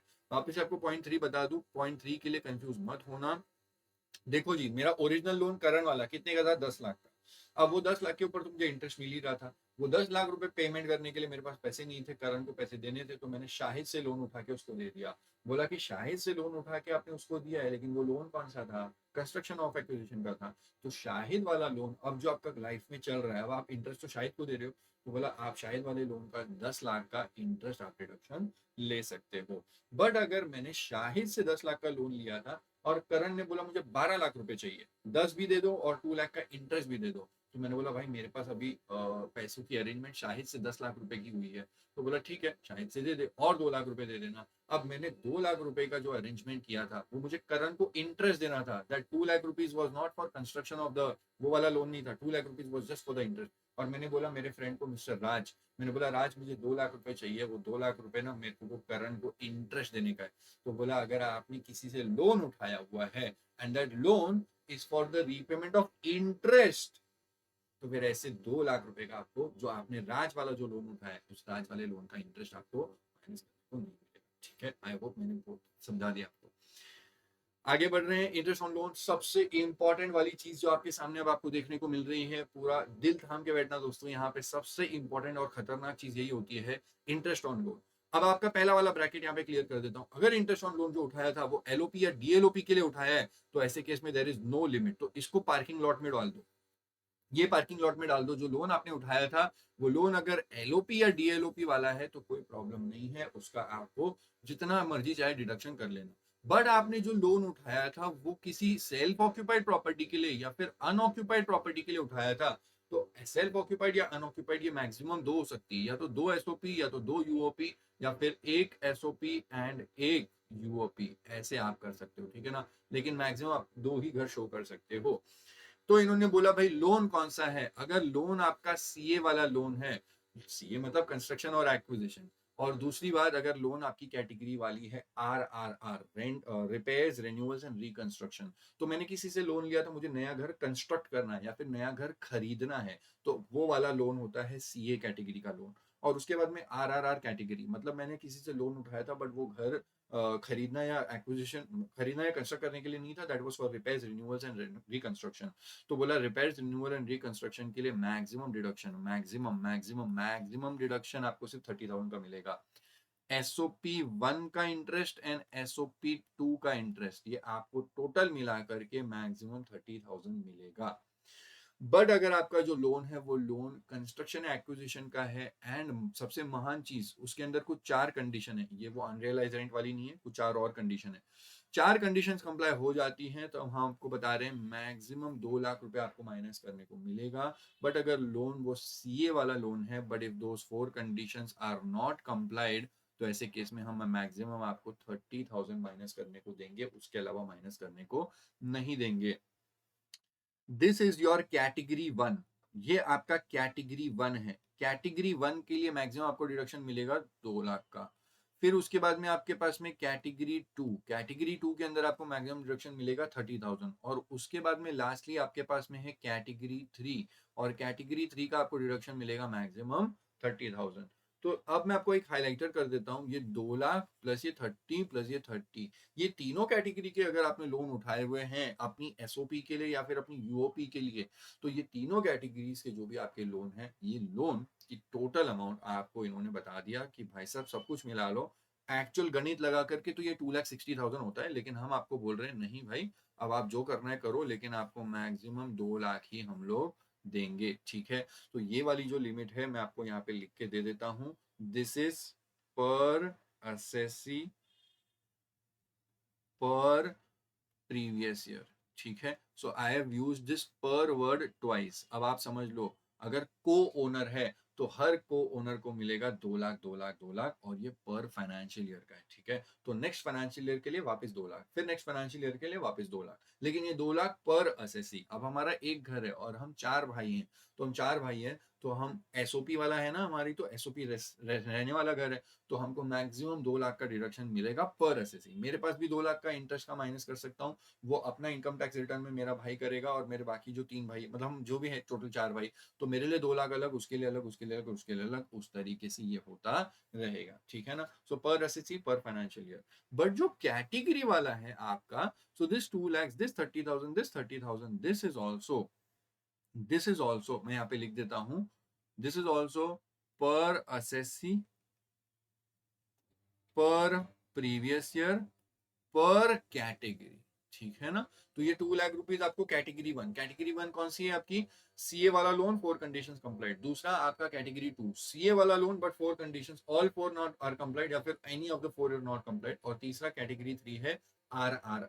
ठीक है, तो कैटेगरी वन में आपको माइनस करने को मैक्सिमम डिडक्शन 2 लाख मिलेगा, कैटेगरी टू में मैक्सिमम 30,000 और कैटेगरी थ्री में मैक्सिमम 30,000। और ये सब कुछ मिला करके मैक्सिमम आपको 2 लाख का डिडक्शन मिलेगा। ठीक है, यहाँ पे 4 कंडीशंस क्या है आपको बता देता हूँ। चारों कंडीशंस में सबसे पहली कंडीशन है, जो लोन आपने उठाया था वो सीए के लिए उठाया था। सीए मतलब अपने यहाँ पे कंस्ट्रक्शन या एक्विजिशन के लिए आपने लोन उठाया था, कंस्ट्रक्शन या एक्विजिशन के लिए आपने लोन उठाया था। दूसरी बात सबसे इंपॉर्टेंट, ये डेट याद रखना, जो लोन आपने उठाया था वो 1499, 14 ऑन और आफ्टर, ऑन मतलब 1499 को उठाया तो भी चलेगा, और आफ्टर 1499 उठाया तो भी चलेगा। लोन वॉज टेकन ऑन और आफ्टर 1499। तीसरी कंडीशन, आपने जिस घर का कंस्ट्रक्शन या एक्विजिशन जो भी करने के लिए, ऑब्वियसली कंस्ट्रक्शन के लिए लिया होगा, एक्विजिशन तो झट से हो जाता है, कंस्ट्रक्शन में टाइम लगता है। तो अगर जो कंस्ट्रक्शन के लिए आपने लोन उठाया था, that construction was completed with in 5 years। लेकिन 5 years की कहानी वापस याद रखना, from the end of the financial year in which loan was taken. मैंने लोन उठाया था 2 अप्रैल को, बोला 2 अप्रैल से नहीं, 2 अप्रैल वाला पूरा फाइनेंशियल ईयर खत्म होने दो, अब आगे जो 31 मार्च आएगा उसके आगे से 5 साल, ठीक है ना। तो ये 5 साल आपको कहां से लेने हैं, from the end of the year in which loan was taken, ठीक है ना। तो उस डेट से मत लेना, वो पूरा फाइनेंशियल ईयर खत्म हो जाए उसके आगे आपको और 5 साल मिलते हैं, उस तरीके से, ठीक है ना। तो ये वाली बातें हैं। और लास्टली, आपने जब भी ये सीए वाला लोन लिया था 1499 या उसके बाद वाला, कंस्ट्रक्शन 5 साल के अंदर खत्म भी कर दिया। अब जो सामने वाला पार्टी जिसने आपको लोन दिया था, जो लेंडर है, उसने एक सर्टिफिकेट देना चाहिए, सर्टिफिकेट में लिखना चाहिए कि ये लोन सीए वाला है, 1499 वाला है, और सारी कंडीशंस कंप्लाई हो जाती है, और इतना इतना उसका इंटरेस्ट अमाउंट है, इतना इतना प्रिंसिपल है। यूजुअली बैंक्स होते हैं और बैंक्स आपको ये सर्टिफिकेट दे देते हैं, तो ये सर्टिफिकेट लेंडर से आ जाना चाहिए, मोस्ट केसेस में बैंक्स ही होते हैं और बैंक से आ जाता है, ठीक है। तो ये चारों कंडीशंस कंप्लाई हो जाती हैं तो आपको डिडक्शन करने को मिल जाएगा 22 लाख रुपीज। अब एक बात समझना, यहाँ पे मैंने क्लियरली लिखा हुआ है only if all the conditions, मतलब अगर एक भी कंप्लाई नहीं होती तो फिर गड़बड़ हो जाएगी, ठीक है। एग्जाम में आपको क्या क्या देखने को मिलता है, एग्जाम में आपको 1, 2 या 3 यही देखने को मिलता है, फोर्थ वाला आपको देखने को नहीं मिलता है। मेरी एक प्लीज ये अच्छी कैलकुलेशन है, आप इसको बहुत अच्छे से प्लीज देखना, मैं आपको यहाँ पे क्या समझा रहा हूँ। Category one, interest on loan taken for CA, ये सीए वाला लोन है, सीए वाला लोन है, and all the 4 conditions are complied, तो आपको मैक्सिमम डिडक्शन कितनी मिलती है, 2 लाख की। अगर आपका लोन सीए वाला है, but if all the conditions are not complied, all the conditions are not complied, तो ऐसे केस में आपको मैक्सिमम डिडक्शन जो मिलेगा that will be 30,000। And last वाला, अगर आपका जो लोन है वो लोन आर वाला है, तो मैक्सिमम आपको 30,000 मिलेगा, ठीक है। तो ये 2 लाख 30 ये टोटल, अब आप कंपेयर करके देख लेना, मैक्सिमम आपको 2 लाख मिलेगा, उससे ज्यादा नहीं मिलेगा, ठीक है ना। सो कैटेगरी वाइज करके देखना, कुछ कुछ केसेस में आपको 30,000 ही मिलेगा, मैं वापस आपको बता दूंगा क्या सीन है। तो एसओपी वन के लिए आपका प्री और पोस्ट का कितना है वो दोनों जोड़ लो, एक्चुअल एक्चुअल एक्चुअल। तो यहाँ पे ऊपर मैं आपको एक्चुअल बता रहा हूं, ठीक है, एंड दिस इज मैक्सिमम। तो एक्चुअल और मैक्सिमम ये आप ले लो। अब मेरा हाउस वन का जो भी है एसओपी वन था, उसमें मैंने लोन उठाया था सीए वाला लोन 1499 के बाद वाला, मतलब चारों कंडीशंस कंप्लाई हो रही है, तो उसमें प्री कितना है पोस्ट कितना है ले लो। फिर एसओपी टू, उसमें भी प्री कितना है पोस्ट कितना है दोनों ले लो। अब ये आपको pre post house one, pre post house two, ये 4 वैल्यूज मिलेंगी, ये चारों का टोटल कर लेना। अब इस टोटल को कंपेयर करना मैक्सिमम 2 लाख से, आपको जितना अलाउ होगा वो दोनों में से विच एवर इज लोअर। फिर आपको वापस से देखना है मेरा एसओपी वन और एसओपी टू में प्री और पोस्ट, प्री और पोस्ट, ये मेरा अगर 1499 के पहले वाला लोन है, या फिर 4 कंडीशंस कुछ कंप्लाई नहीं हो रही है, तो वो वाली कैटेगरी का आपको SOP one pre post, SOP two pre post, ये टोटल कर लेना, एक्चुअल मिलेगा। एक्चुअल को कंपेयर करना मैक्सिमम से, इन दोनों में से जितना भी लोअर होगा वो वाला होगा। सिमिलरली फिर आपके पास में आरआरआर वाला लोन है, अब आरआरआर वाला जो लोन आपने उठाया था वो एसओपी 1 के लिए उठाया था, तो एसओपी 1 के लिए प्री का अमाउंट कितना है, पोस्ट कितना है, एसओपी 2 के लिए प्री का कितना है, पोस्ट का कितना है, ये चारों वैल्यूज मिलकर के टोटल आएगा। ये टोटल को कंपेयर करना मैक्सिमम से, अब इन दोनों में से जो भी लोअर होगा वो आपको अलाउड हो जाएगा। और ये पूरी कैलकुलेशन का जब टोटल बिठाओगे तो ये सब कुछ इन्होंने यहाँ पे क्लियरली बोल दिया कि एग्रीगेट लिमिट या फिर 2 लाख या 30,000 होनी चाहिए। 30,000 कब होगा बेटा जी, अगर आपने घर जो लिया था उसमें से आपका जो इंटरेस्ट है वो या तो आरआरआर कैटेगरी का या फिर कैटेगरी 2 का है, तो फिर ऐसा केस में आपको दोनों का 30-30 जोड़ के 60 नहीं मिलेगा, आपको ऐसे केस में सिर्फ 30,000 मिलेगा। और अगर आपके कोई इसमें जो 2 लाख वाला बैठ जाता है तो आपको 2 लाख रुपीज मिल जाएगा। जितनी भी कंफ्यूजन है मैं यहाँ पे और सॉर्ट आउट करने की कोशिश करता हूँ। This will be my last diagram with respect to this concept. एक सेकेंड। अब आप यहाँ पे देख सकते हो कितना आपको कब कौन सी लिमिट लगेगी। तो अगर सिर्फ कैटेगरी 1 वाला उठाया है तो देखो जहां पे भी कैटेगरी 1 है मैंने रेड करके रखा हुआ है, ये कैटेगरी 1, ये कैटेगरी 1, ये कैटेगरी 1, ये कैटेगरी 1। जहां पे कैटेगरी 1 आती है आपके लिए एग्रीगेट लिमिट 2 लाख की हो सकती है, ठीक है ना। अब वन सिर्फ आपने जो लोन उठाया था वो सिर्फ कैटेगरी 1 के लिए उठाया था, मतलब सीए वाला loan and 4 condition, all 4 condition are complete, तो मैक्सिमम आपको 2 लाख मिल सकता है। 1 के साथ में आपने थोड़ा थोड़ा 2 का भी लोन उठाया था, मतलब आपने 2 लोन लिए थे। एक घर का लोन आपका 1499 के पहले वाला है और दूसरे घर का लोन आपका बाद का है, तो वो दूसरी कैटेगरी का भी है, दैट इज 1499 के पहले वाला, तो उसके लिए तो आपको मैक्सिमम 30,000 मिलता है। और दूसरा आपका बाद वाला है तो उसके लिए आपको 2 लाख मिलता है। तो उन्होंने बोला 30 या 2 लाख जो भी है मिला करके ले लो, मैक्सिमम आपको कितना मिलेगा, 2 लाख। तीसरा, अगर आपने कुछ नए वाले घर के लिए रिपेयर्स का भी लोन उठाया है और आपने 1499 के बाद उसका कंस्ट्रक्शन भी किया था, कंस्ट्रक्शन के लिए भी लोन उठाया था, 4 conditions are complied, and repairs के लिए भी लोन उठाया, तो रिपेयर्स के लिए मैक्सिमम 30 मिलता है। बट आपके पास में कंस्ट्रक्शन वाला वो 2 लाख का है तो आपको मैक्सिमम 2 लाख मिल जाएगा। सो 1 के साथ में आप कोई भी उठा लो आपको मैक्सिमम 2 लाख मिलेगा। और अगर कोई भी केस में 1 नहीं है तो मैक्सिमम आपको 30,000 मिलेगा। बस इतना आपको लॉजिक दिमाग में रखना है। फिर आप एक घर लो, 2 घर लो, यही फिट है, ठीक है। अगर आपकी जितना भी लोन उठाया था उसमें सीए वाला loan and all 4 conditions are complied है तो आपको 2 लाख मिलेगा। और अगर 1 वाला कैटेगरी 1 वाला लोन नहीं है तो फिर आपको मैक्सिमम 30,000 मिलेगा। भाई मैंने डबल चेक करके रखा है, बेयर एक्ट से देखा हुआ है, डोंट वरी, सब कुछ चीजें देख के रखी हुई है, ठीक है। यहाँ पे आ जाओ, अब ये पूरी कैलकुलेशन हमने यहाँ पे समझ ली है, आगे बढ़ रहे हैं फटाफट से। ये सारा अब इसके बाद में टेंशन वाली बात नहीं, फटाफट से हो जाएगा अभी। मैक्सिमम आपको 2 लाख ही मिलेगा, जो कि ऑलरेडी मैं आपको बता चुका। This aggregate limit is for all types of SOP of an SSC including pre construction. तो प्री कंस्ट्रक्शन, पोस्ट कंस्ट्रक्शन सब मिला लिया। Even if the SSC has 2 house properties the limit is same 2 lakh and it is not 4 lakh. मतलब आपको मैंने बोला ना ये पर प्रॉपर्टी नहीं है, दिस इज पर SSC and it is not पर प्रॉपर्टी। तो ये आपको ऑलरेडी मैंने यहाँ पे हाईलाइट करके रखा हुआ है, you can already see it over here, जो मैंने लिख के रखा है। Any excess interest over 30 and 2 lakhs is not deductible, it lapses। आप ये नहीं बोल सकते कि मैं इसको कैरी फॉरवर्ड करके नेक्स्ट ईयर में माइनस कर लूँ, नहीं भाई, वो लैप्स हो जाएगा।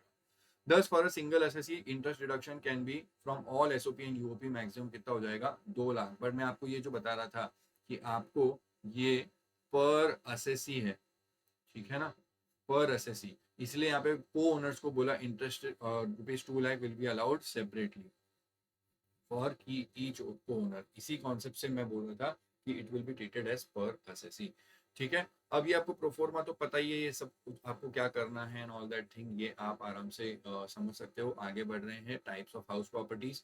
Now types of house properties के लिए मैंने एक छोटा सा डायग्राम यहाँ पे बनाया हुआ है जो कि ऑलरेडी आपको अच्छे से समझ में आ जाएगा। एलओपी में आपके पास में 2-3 कैटेगरी है, एक है एलओपी लेट आउट प्रॉपर्टी, दूसरा है लेट आउट उसके साथ में वेकेंट है। देखो एलओवी लेट आउट और वेकेंट ये तो आप ऑलरेडी समझ चुके हो मेरे साथ में। एंड एलओपी ये बिल्कुल बेसिक सा होता है तो ये भी आपको आता है। उसके बाद में एसओपी है, एंड SOP seems to be a simple वाला पॉइंट, यहाँ पे कोई टेंशन वाली बात इतनी नहीं होगी। एसओपी एंड यूओपी ये बड़े सिंपल से होते हैं, ये भी आपको हो जाएगा। DLOP and DLOP and PUB and SIT ये भी सिंपल है। जो सबसे ज्यादा क्रूशल आपको देखने को मिलेगा वो ये है, ठीक है, 200, जहाँ पे partly let out and partly self occupied, partly let out and partly self occupied. तो ये आपको 2-3 कैटेगरी करके मैं बता देता हूँ, इससे आपकी पूरी कहानी यहाँ पे खत्म हो जाती है। एलओवी में क्या होता है, वैकेंसी कॉन्सेप्ट होता है, ये ऑलरेडी आपको पता है, ठीक है। एसओपी है। आप कोई भी दो घर को ही आप उसको रख सकते हो सेल्फ ऑक्यूपाइड पर्पस के लिए, मतलब कोई रेजिडेंशियल हाउस है आप उसको रख रहे हो सेल्फ ऑक्यूपेशन के लिए, मैक्सिमम दो ही घर को आप रख सकते हो। नीचे हम लोग ऑलरेडी पढ़ लेंगे इसको। यूओपी क्या होता है? अगर आपने कोई एक घर खरीदा हुआ है for residential purpose but that घर can not be actually occupied, आप उसको एक्चुअली ऑक्यूपाई नहीं कर पा रहे हो बिकॉज आपकी जॉब या ऑक्यूपेशन किसी और सिटी में, फॉर एग्जांपल घर आपने बैंगलोर में ले लिया बट जॉब आपकी मुंबई में है या फिर वाइसा वर्सा ऐसा कुछ है, तो वो वाली प्रॉपर्टी आपने रखा हुआ है अपने घर के लिए बट आप रहने के लिए, बट आप उसको ऑक्यूपाई नहीं कर पा रहे हो, this will be called as unoccupied property UOP. और इसकी वजह से क्योंकि उसका कहीं और पे घर है and he has to reside elsewhere in a building not belonging to him, मतलब वो कहीं और पे रेंट पे रह रहा है, ठीक है, और उसका घर किसी और शहर में है, तो ऐसे केस में जो भी उसका घर जो वो ऑक्यूपाई नहीं कर पा रहा है and which is remaining unoccupied, it will be termed as unoccupied property. Annual value इन्होंने बोला एसओपी हो या फिर अनऑक्यूपाइड प्रॉपर्टी हो, इसकी एनुअल वैल्यू हम लेंगे नील, लेकिन आप हर घर के लिए नहीं कर सकते ऐसे। आप तो बोलोगे मेरे तो 10 घर है और 10 के 10 सेल्फ ऑक्यूपाइड है, बोला नहीं नहीं, इसमें से आप मैक्सिमम सिर्फ दो ही घर को आप बोल सकते हो कि ये मेरी एसओपी है। अब आप कॉम्बिनेशन खुद अपने हिसाब से लगा लो, जो आपके पास बहुत सारे घर है तो कोई भी दो को आप बोल सकते हो एसओपी, या फिर कोई भी दो को बोल सकते हो यूओपी, या फिर एक कॉम्बिनेशन बना लो, एक घर एसओपी एंड दूसरा घर यूओपी, ये सब कुछ मिला लो। लेकिन हम तो आपको यही कह रहे हैं कि मैक्सिमम सिर्फ दो घरों के लिए आप ले सकते हो, annual value is nil, annual value is NAV nil, आप सिर्फ इसके लिए कर सकते हो, ठीक है। Benefit of nil annual value, nil NAV in respect of two house is available only to an individual or HUF। तो आपको ये अगर एग्जाम में बोलते हैं कि ये कंपनी ने घर खरीद के रखा हुआ है तो कंपनी के लिए घर या तो एलओपी होगा या डीएलओपी होगा, कंपनी के लिए एसओपी नहीं होता, कंपनी पार्टनरशिप फर्म किसी के लिए नहीं होगा, सिर्फ इंडिविजुअल या एचयूएफ के लिए है, ठीक है। आगे बढ़ते हैं, deductions not allowed, municipal taxes paid are not allowed as deduction and standard deduction is also not allowed. तो आपको अल्टीमेटली सिर्फ एक ही चीज का माइनस करने को मिलता है amount, and that is your interest on loan. ये वाला इंपॉर्टेंट पार्ट है और इसके लिए हम लोग ऑलरेडी डिस्कशन कर चुके हैं ये वाला, कि अगर आपका कैटेगरी 1 कहीं पे बैठ रहा है तो आपको 2 लाख रुपए माइनस करने को मिलेगा, और अगर कैटेगरी 1 कहीं पे आपका बैठ नहीं रहा है तो ऐसे केस में आपको, मतलब कैटेगरी 2 या कैटेगरी 3 वाला लोन है तो ऐसे केस में आपको 30,000 डिडक्शन मिलेगा मैक्सिमम, ठीक है। Partly self occupied and partly let out, यही सबसे इंपॉर्टेंट वाली कैलकुलेशन है, हम लोग आगे पहले बाकी का देख के आ जाते हैं। डीएलओपी, डीएलओपी कुछ नहीं है भाई, दो से ज्यादा दो, अगर आपके 4 घर है एसओपी तो आप सिर्फ दो को एसओपी रख सकते हो, बाकी के जितने भी एक्स्ट्रा घर है अगर आपने उसको एक्चुअली लेट आउट कर दिया, अगर एक्चुअली लेट आउट कर दिया तो एलओपी हो जाएगा, और अगर आपने एक्चुअली लेट आउट नहीं किया तो फिर वो डीएलओपी हो जाएगा। और डीएलओपी की सेम कैलकुलेशन होती है, डीएलओपी की calculation is same as LOP की कैलकुलेशन, जो भी आप एलओपी के लिए समझते हो सब कुछ डीएलओपी के लिए भी अप्लाई होता है। उसके बाद में है property which is held as a stock in trade, ये बिल्डर्स के लिए होता है, फॉर एग्जांपल रहेजा बिल्डर्स, ठीक है, या फिर लोधा बिल्डर्स, तो ये बिल्डर्स के लिए होता है। इन बिल्डर्स के लिए इन्होंने बोला कि आपने तो पूरी बिल्डिंग कंस्ट्रक्ट कर दी और इसके अंदर 100 फ्लैट्स है, तो क्या 100 के 100 फ्लैट्स को हम लोग मान लेंगे कि आपने बेच दिए किसी को, फॉर एग्जांपल बिल्डर ने 100 में से 90 फ्लैट्स बेच दिए बट वो 10 फ्लैट्स कुछ ऐसी जगह पे जहाँ पे बैल्कनी या जो व्यू है वो प्रॉपर नहीं है और वो बिक नहीं रहे हैं, या फिर उसमें कुछ ऐसे प्रॉब्लम है, ठीक है, वो कुछ तो उसमें काला जादू या क्या जो, और कोई भी प्रॉपर्टी वो खरीदना नहीं चाह रहा है क्योंकि उसका दरवाजा इस तरफ है, ऐसे कुछ है, तो वो जो 10 घर हैं वो बेच नहीं पा रहा है बिल्डर, तो ऐसी प्रॉपर्टीज बिल्डर के लिए हो जाएंगी। दो 10 हाउसेस या फिर 10 properties will be treated as SIT, stock in trade, stock in trade builder के लिए वो स्टॉक इन ट्रेड माना जाएगा। लेकिन इन्होंने बोला कि आप उसको एक्चुअली लेट आउट मत कर देना, it should not be let out, अगर आपने लेट आउट कर दिया तो हम मान लेंगे कि वो एलओपी है, अगर आपने लेट आउट कर दिया तो एलओपी हो जाएगा, लेट आउट नहीं किया हुआ है खाली पड़ा हुआ है तो हम उसको एसओपी SIT मान लेंगे, स्टॉक इन ट्रेड, और उसकी एनुअल वैल्यू का बेनिफिट हम आपको दे रहे हैं नील। लेकिन ये पूरा जिंदगी भर नहीं चलेगा, बिल्डर को बोला बिल्डिंग तैयार हो जाने के बाद में 2 साल तक आपको बेचने का टाइम है, 2 साल में बेचो, अगर 2 साल तक नहीं बिक रहा है और वो प्रॉपर्टी ऐसी ही खाली पड़ी हुई है तो हम मानेंगे कि वो SIT है और उसकी एनुअल वैल्यू हम बोल रहे हैं कि आप उसको नील ले लेना, लेकिन only for the year of completion and next 2 previous years. तो अगर वो प्रॉपर्टी तैयार हो गई थी 1 अगस्त को तो उस वाला पूरा साल तो ठीक है, और उसके बाद में 1 अप्रैल से लेके आगे जो भी 2 साल आपके होते हैं वो साल के लिए आप उसको एसओपी की तरह ट्रीट करोगे, it will be taxable, but उसकी एनुअल वैल्यू नील है। उसके बाद में it will be treated as DLOP, it will be taxable, calculation will be as per the provisions. या फिर अगर आपने किसी दौरान अगर उस प्रॉपर्टी को एक्चुअली लेट आउट ही कर दिया, फिर तो वो टैक्सेबल है, एंड फिर वो एलओपी की कैलकुलेशन के हिसाब से टैक्सेबल होगा। तो ये वाली प्रॉपर्टी आपको बात पता ही चली गई, ठीक है ना। In any previous any two, ठीक है, सॉरी टू नहीं, ये तो कभी भी उसने कभी भी अगर उसको एक्चुअली उसने लेट आउट कर दिया, एक्चुअली लेट आउट कर दिया, तो फिर इट विल बी टैक्सेबल और एलओपी कैलकुलेशन के हिसाब से निकल जाएगा। तो एक बात समझना, अगर वो बिल्डर का जो प्रॉपर्टी रेडी हुआ है, वो प्रॉपर्टी रेडी हुआ था कहीं पे यहाँ पे, ठीक है, अगस्त 2020 में कोविड के टाइम पे, अब वो प्रॉपर्टी बेच नहीं पा रहा है। अब फाइनेंशियल ईयर आया था 2021, ये फाइनेंशियल ईयर यहाँ पे खत्म होता है 2022, फिर उसके बाद में फॉर फाइनेंशियल ईयर आता है 2023, और फिर आगे की कहानी आती है। तो इन्होंने बोला इतने पीरियड के लिए हम उसको मानेंगे कि वो एसओपी है, एंड उसकी जो एनुअल वैल्यू है हम ले लेंगे नील, और आगे वाले पीरियड के लिए हम उसको मानेंगे कि वो एक डीएलओपी है, आगे वाले पीरियड के लिए हम उसको मानेंगे डीएलओपी है।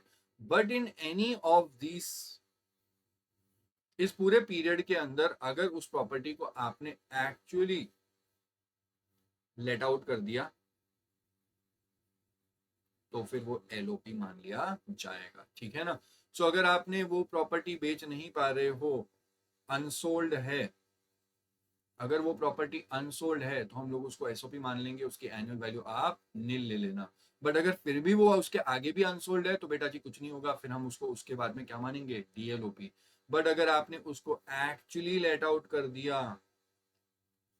आपने उसको एक्चुअली लेट आउट कर दिया किसी भी पीरियड में, अगर एक्चुअली लेट आउट कर दोगे, तो उस वाली चीज को हम लोग मान लेंगे कि वो एलओपी है, अकॉर्डिंगली उसकी सारी कैलकुलेशन हम लोग कर लेंगे, ठीक है। तो ये बातें मैंने आपको यहाँ पे बता दी थी, जो यहाँ पे रहेजा वाला एंड ऑल बिल्डर्स के लिए जो होती है कहानी, ठीक है। अब एक बात समझो, यहाँ पे ये बहुत इंपॉर्टेंट चीज है, 1947 के पहले हमारा देश आज़ाद नहीं था, और वो था अंग्रेज़ों के कब्जे के अंदर, ठीक है ना। और अंग्रेज़ों का सो दिस इज, ये लाइन है, लाइन ऑफ कंट्रोल या क्या बोलते हैं उसको, ठीक है। वहाँ पे ये आज़ादी है, अपनी आज़ादी का दिन है, ठीक है ना, यहाँ पे आज़ादी हुई है,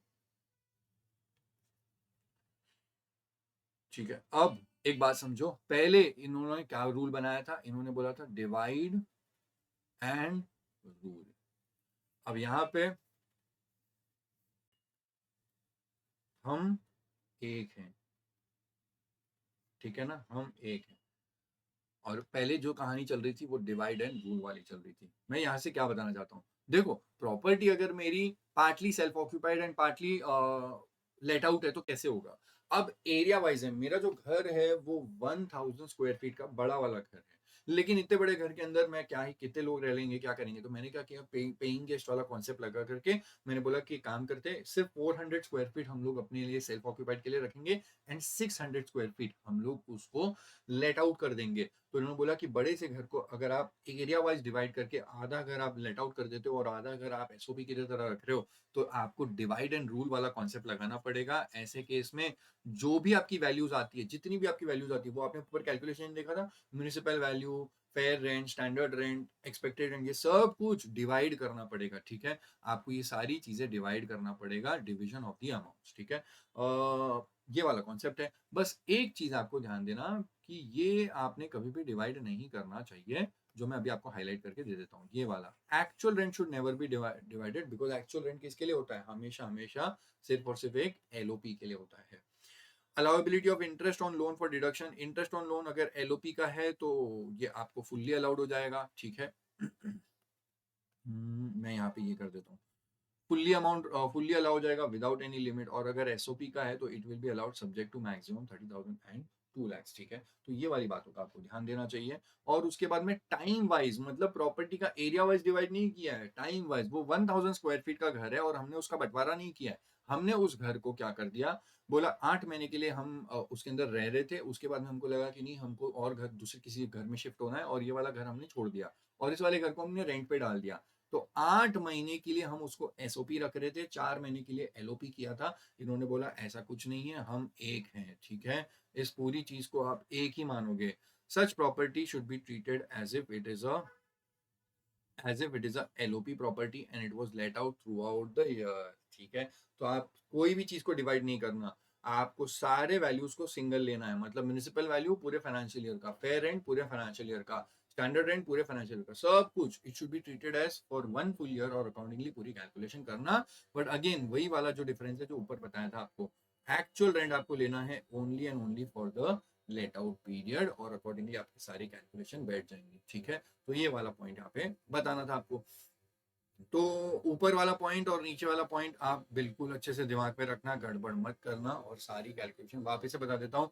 पहले क्या होता था, डिवाइड एंड रूल, ठीक है ना। तो 1947 के पहले, अच्छा ये आपको अल्फाबेटिकल ऑर्डर में भी समझ में आ जाएगा, पहले ए था, फिर टी है, एरिया वाइज डिवीजन, फिर टाइम वाइज डिवीजन, तो पहले ए फिर टी। अब पहले होता था डिवाइड एंड रूल, अब हो गया हम लोग एक हैं, तो पहले सारे फिगर्स को एरिया वाइज डिवीजन की जब भी क्वेश्चन आएगी तो सारी चीजों को डिवाइड कर देना, लेकिन एलओपी का जो एक्चुअल रेंट आया वो एलओपी में डाल देना, और वो एसओपी में डिवाइड करके नहीं डालना है आपको, बाकी सारी चीजें आपको डिवाइड करनी है। अच्छा, इंटरेस्ट का अमाउंट आपको एक्चुअल तो दोनों जगह पे डिवाइड कर लेना एरिया के हिसाब से, बट मैक्सिमम अलाउबल कितना होगा वो आपको देख लेना है कि एलओपी के अंदर तो फुल्ली फुल्ली अलाउ हो जाएगा, लेकिन एसओपी के अंदर आपको मैक्सिमम 30,000 या 20,000 ही 22 लाख ही अलाउड होगा। और बाकी टाइम वाइज के केस में आपको कोई भी डिवीजन करनी नहीं है, पूरी प्रॉपर्टी को एलओपी मान के ऐसा एलओपी पूरी कैलकुलेशन कर देना। हाँ, एक्चुअल रेंट रिसीव जो आया था आपको सिर्फ अगर 4 महीने का आया तो सिर्फ 4 महीने का ही लेना, बाकी वो आपको फुल ईयर का नहीं लेना है। और इंटरेस्ट ऑन लोन यहाँ पे तो पूरा अलाउड हो जाएगा, क्योंकि आप इसको क्या कर रहे हो, you are treating the property as let out throughout the year. तो मैं यहाँ पे एक शॉर्ट कोड लिख देता हूँ, आदिल, ठीक है, आदिल आदिल आदिल। आदिल को आपको याद रखना है, आदिल को क्या है याद रखना है, मैं बता देता हूँ क्या है।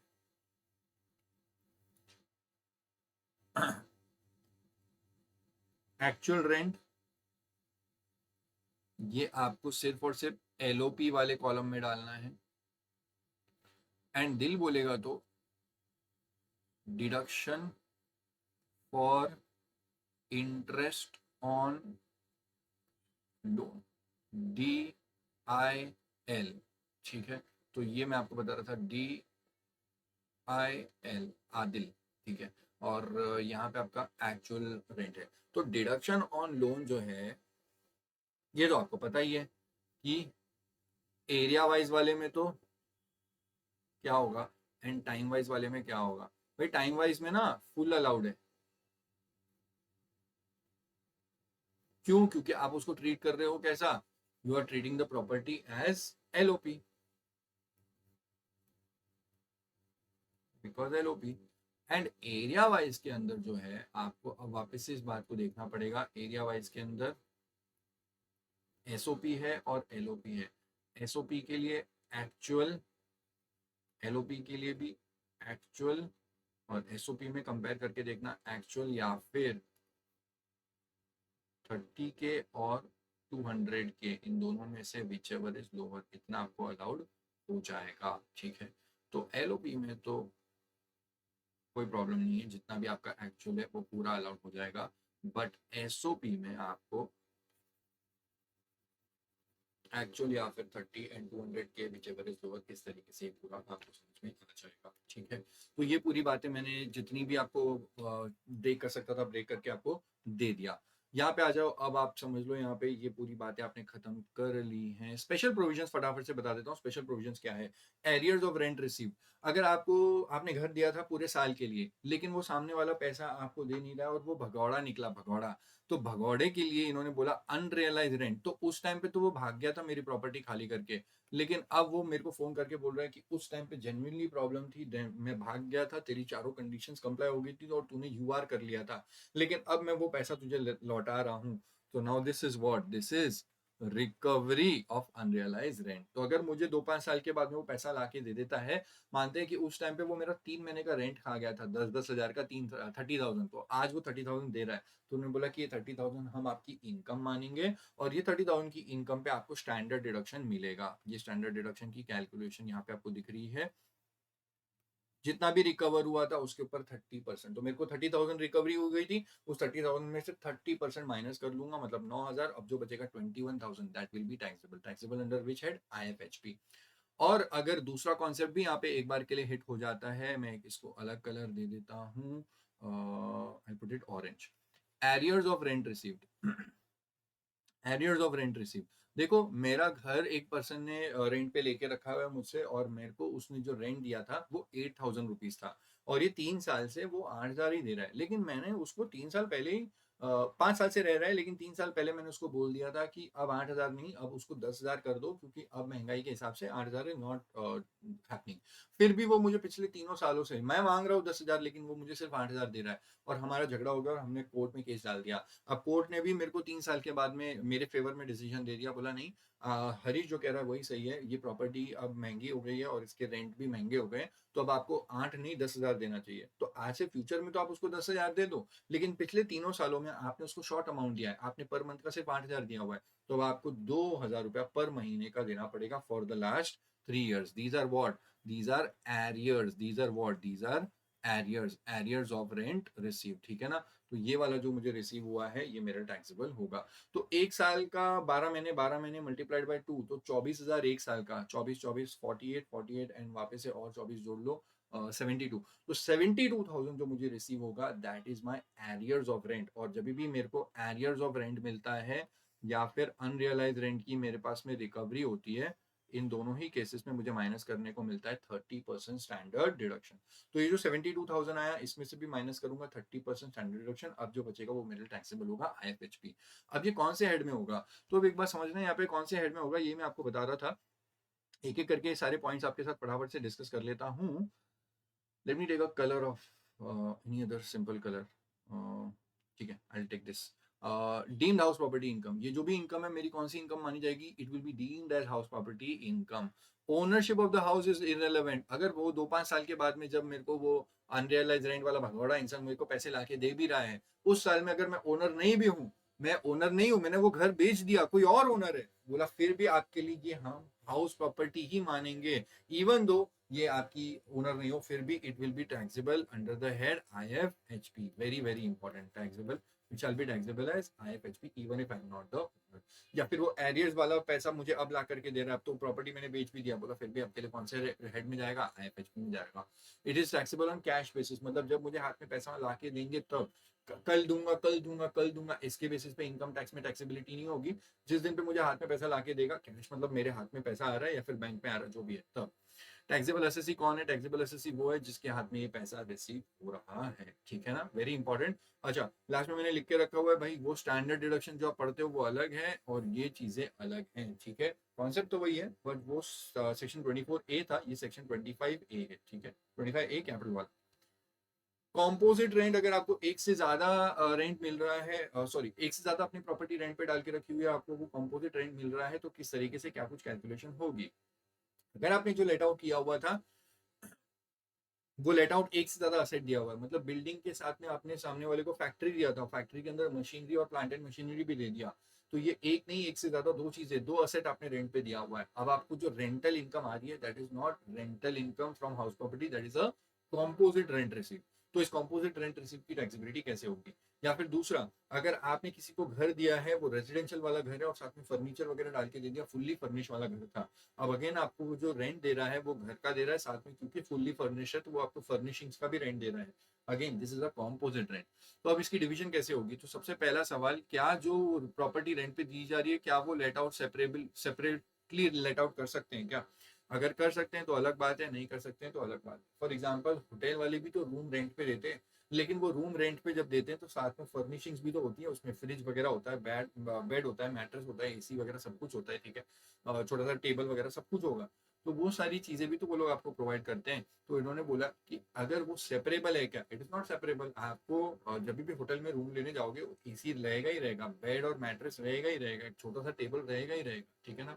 तो ये सारी चीजें सेपरेबल नहीं होती है, वो आपको घर के साथ में फर्निशिंग देंगे ही देंगे, ठीक है। तो जहां पे भी सेपरेबल होता है वो सेपरेबल कर लेंगे, और जब सेपरेबल नहीं होता है तो भाई अलग कैलकुलेशन है।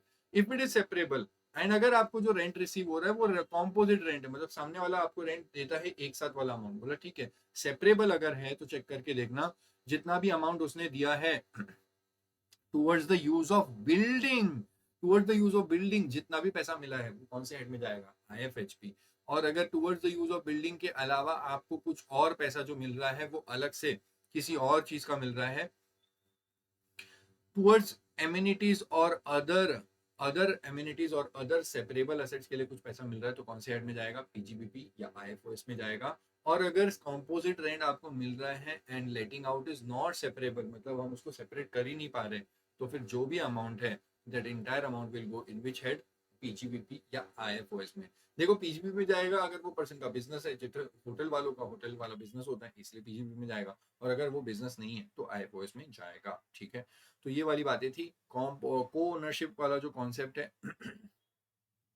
को ओनरशिप कॉन्सेप्ट के केस में सबसे पहले आप समझ लो कि मैं क्या बोल रहा हूँ। प्रो टिप, जैसे ही आपको को ओनरशिप का कॉन्सेप्ट दिखता है, मतलब को ओनरशिप में क्या होता है, 2 और more persons own a house property jointly, ठीक है। एक घर है हमारा और वो घर 4 भाई होल्ड करते हैं, ठीक है। तो सारे को ओनर्स हो गए, 1 2 3 4, हर किसी का इक्वल शेयर है, जो भी शेयर है वो को ओनर्स हो जाते हैं। सो प्रॉपर्टी एक है और उसके मालिक 4 हैं, तो वो को ओनर वाला कॉन्सेप्ट आ जाता है।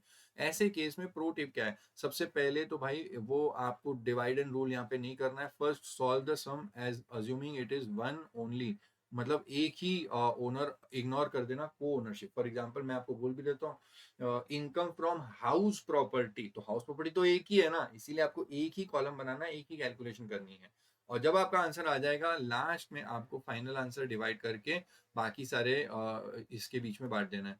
देन डिवाइडेड अमंग्स द को ओनर्स इन देयर को ओनरशिप रेशियो या फिर प्रॉफिट शेयरिंग रेशियो।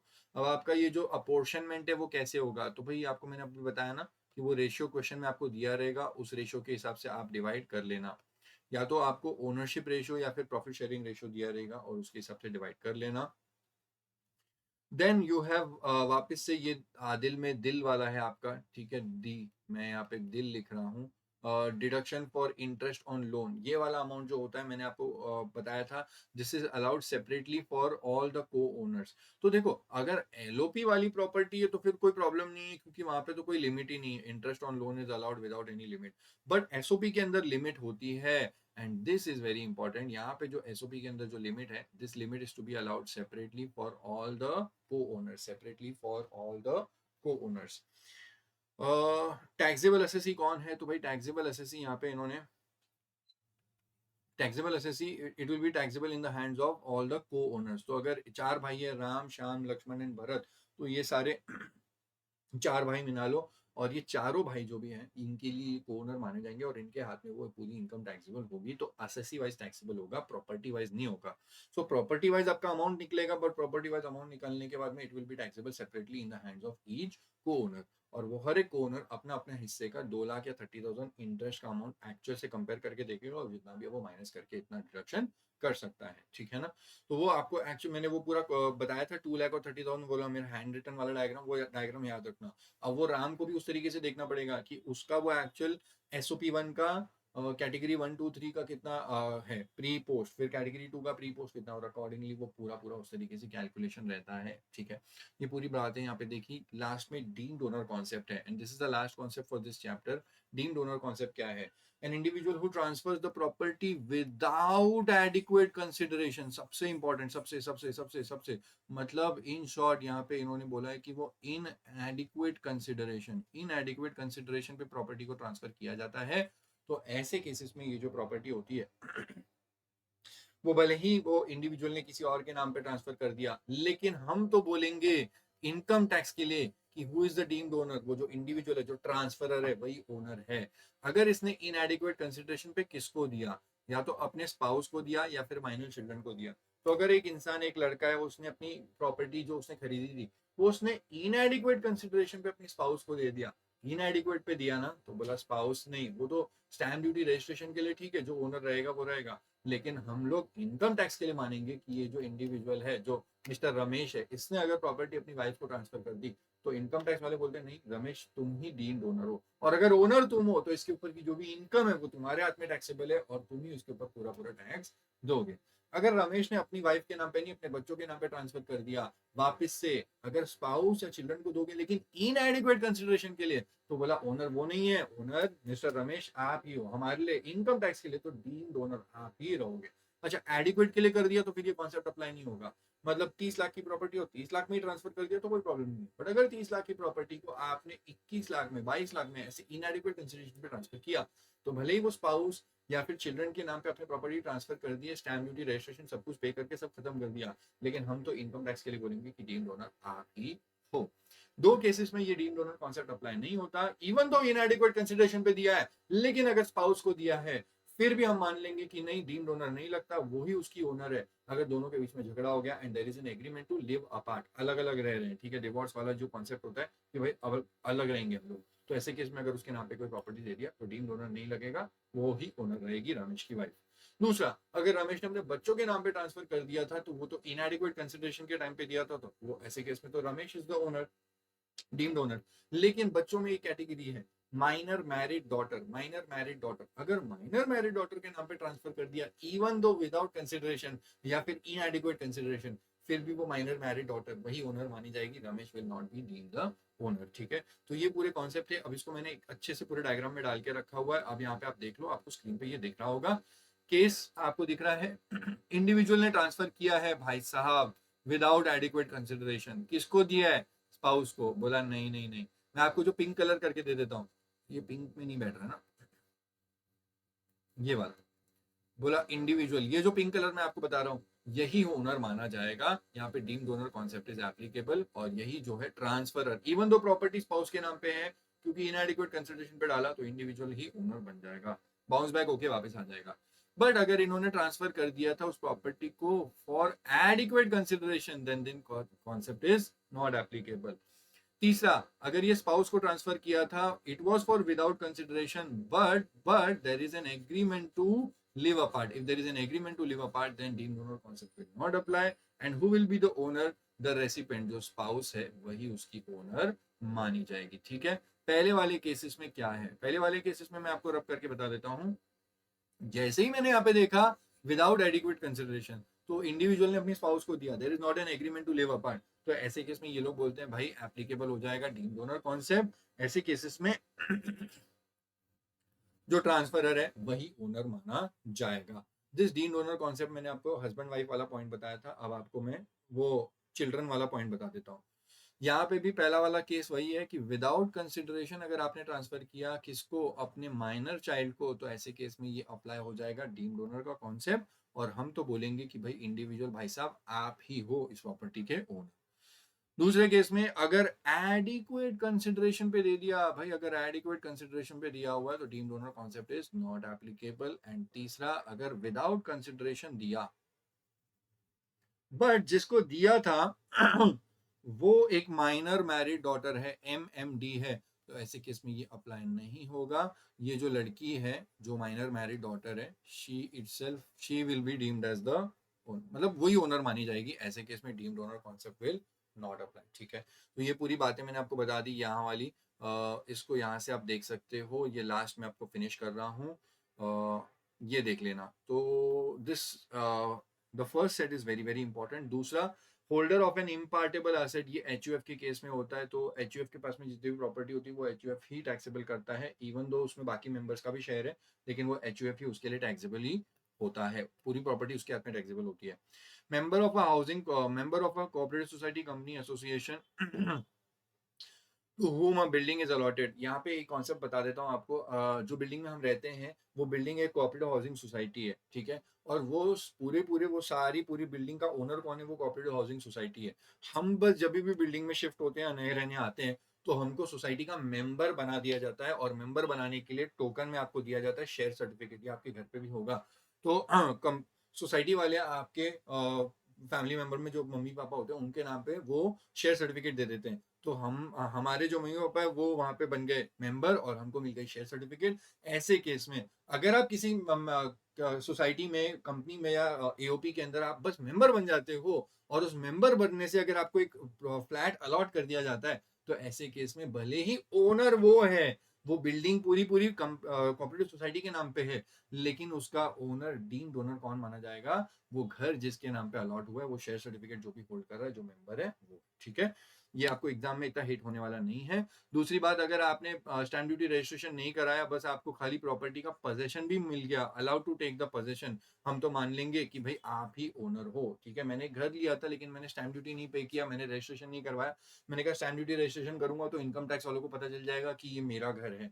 इन्होंने बोला कि भाई साहब, अगर आपने उसका पोजेशन भी ले लिया ना, if you are allowed to take the possession, तो हमारे लिए हरीश आप ही मान लिए जाओगे उस घर के ओनर। एंड लास्टली सबसे इंपॉर्टेंट और धमाका वाला पॉइंट है, ये धमाका वाला पॉइंट बोलता है कि अगर आपका जो लीज पे आपने प्रॉपर्टी लिए हुए है, एंड दैट प्रॉपर्टी जो लीज पे लिया था, वो लीज का period, if the lease is for a period of 12 years और मोर, 12 भी चलेगा और मोर, 12 years और मोर का लीज है, देन इस केस में जो ये होता है जो लेसी होता है वही उसका ओनर मान लिया जाएगा। ठीक है, तो ये पूरी डिस्कशन मैंने यहाँ पे आपके साथ में कर दी थी। ये है पूरा हाउस प्रॉपर्टी चैप्टर, एक से एक सारी डिस्कशन सब कुछ कर लिया। अब इसके ऊपर के एक दो क्वेश्चन देख लो और ये चैप्टर आपका अच्छे से कवर हो जाएगा। ठीक है, ऑल द बेस्ट।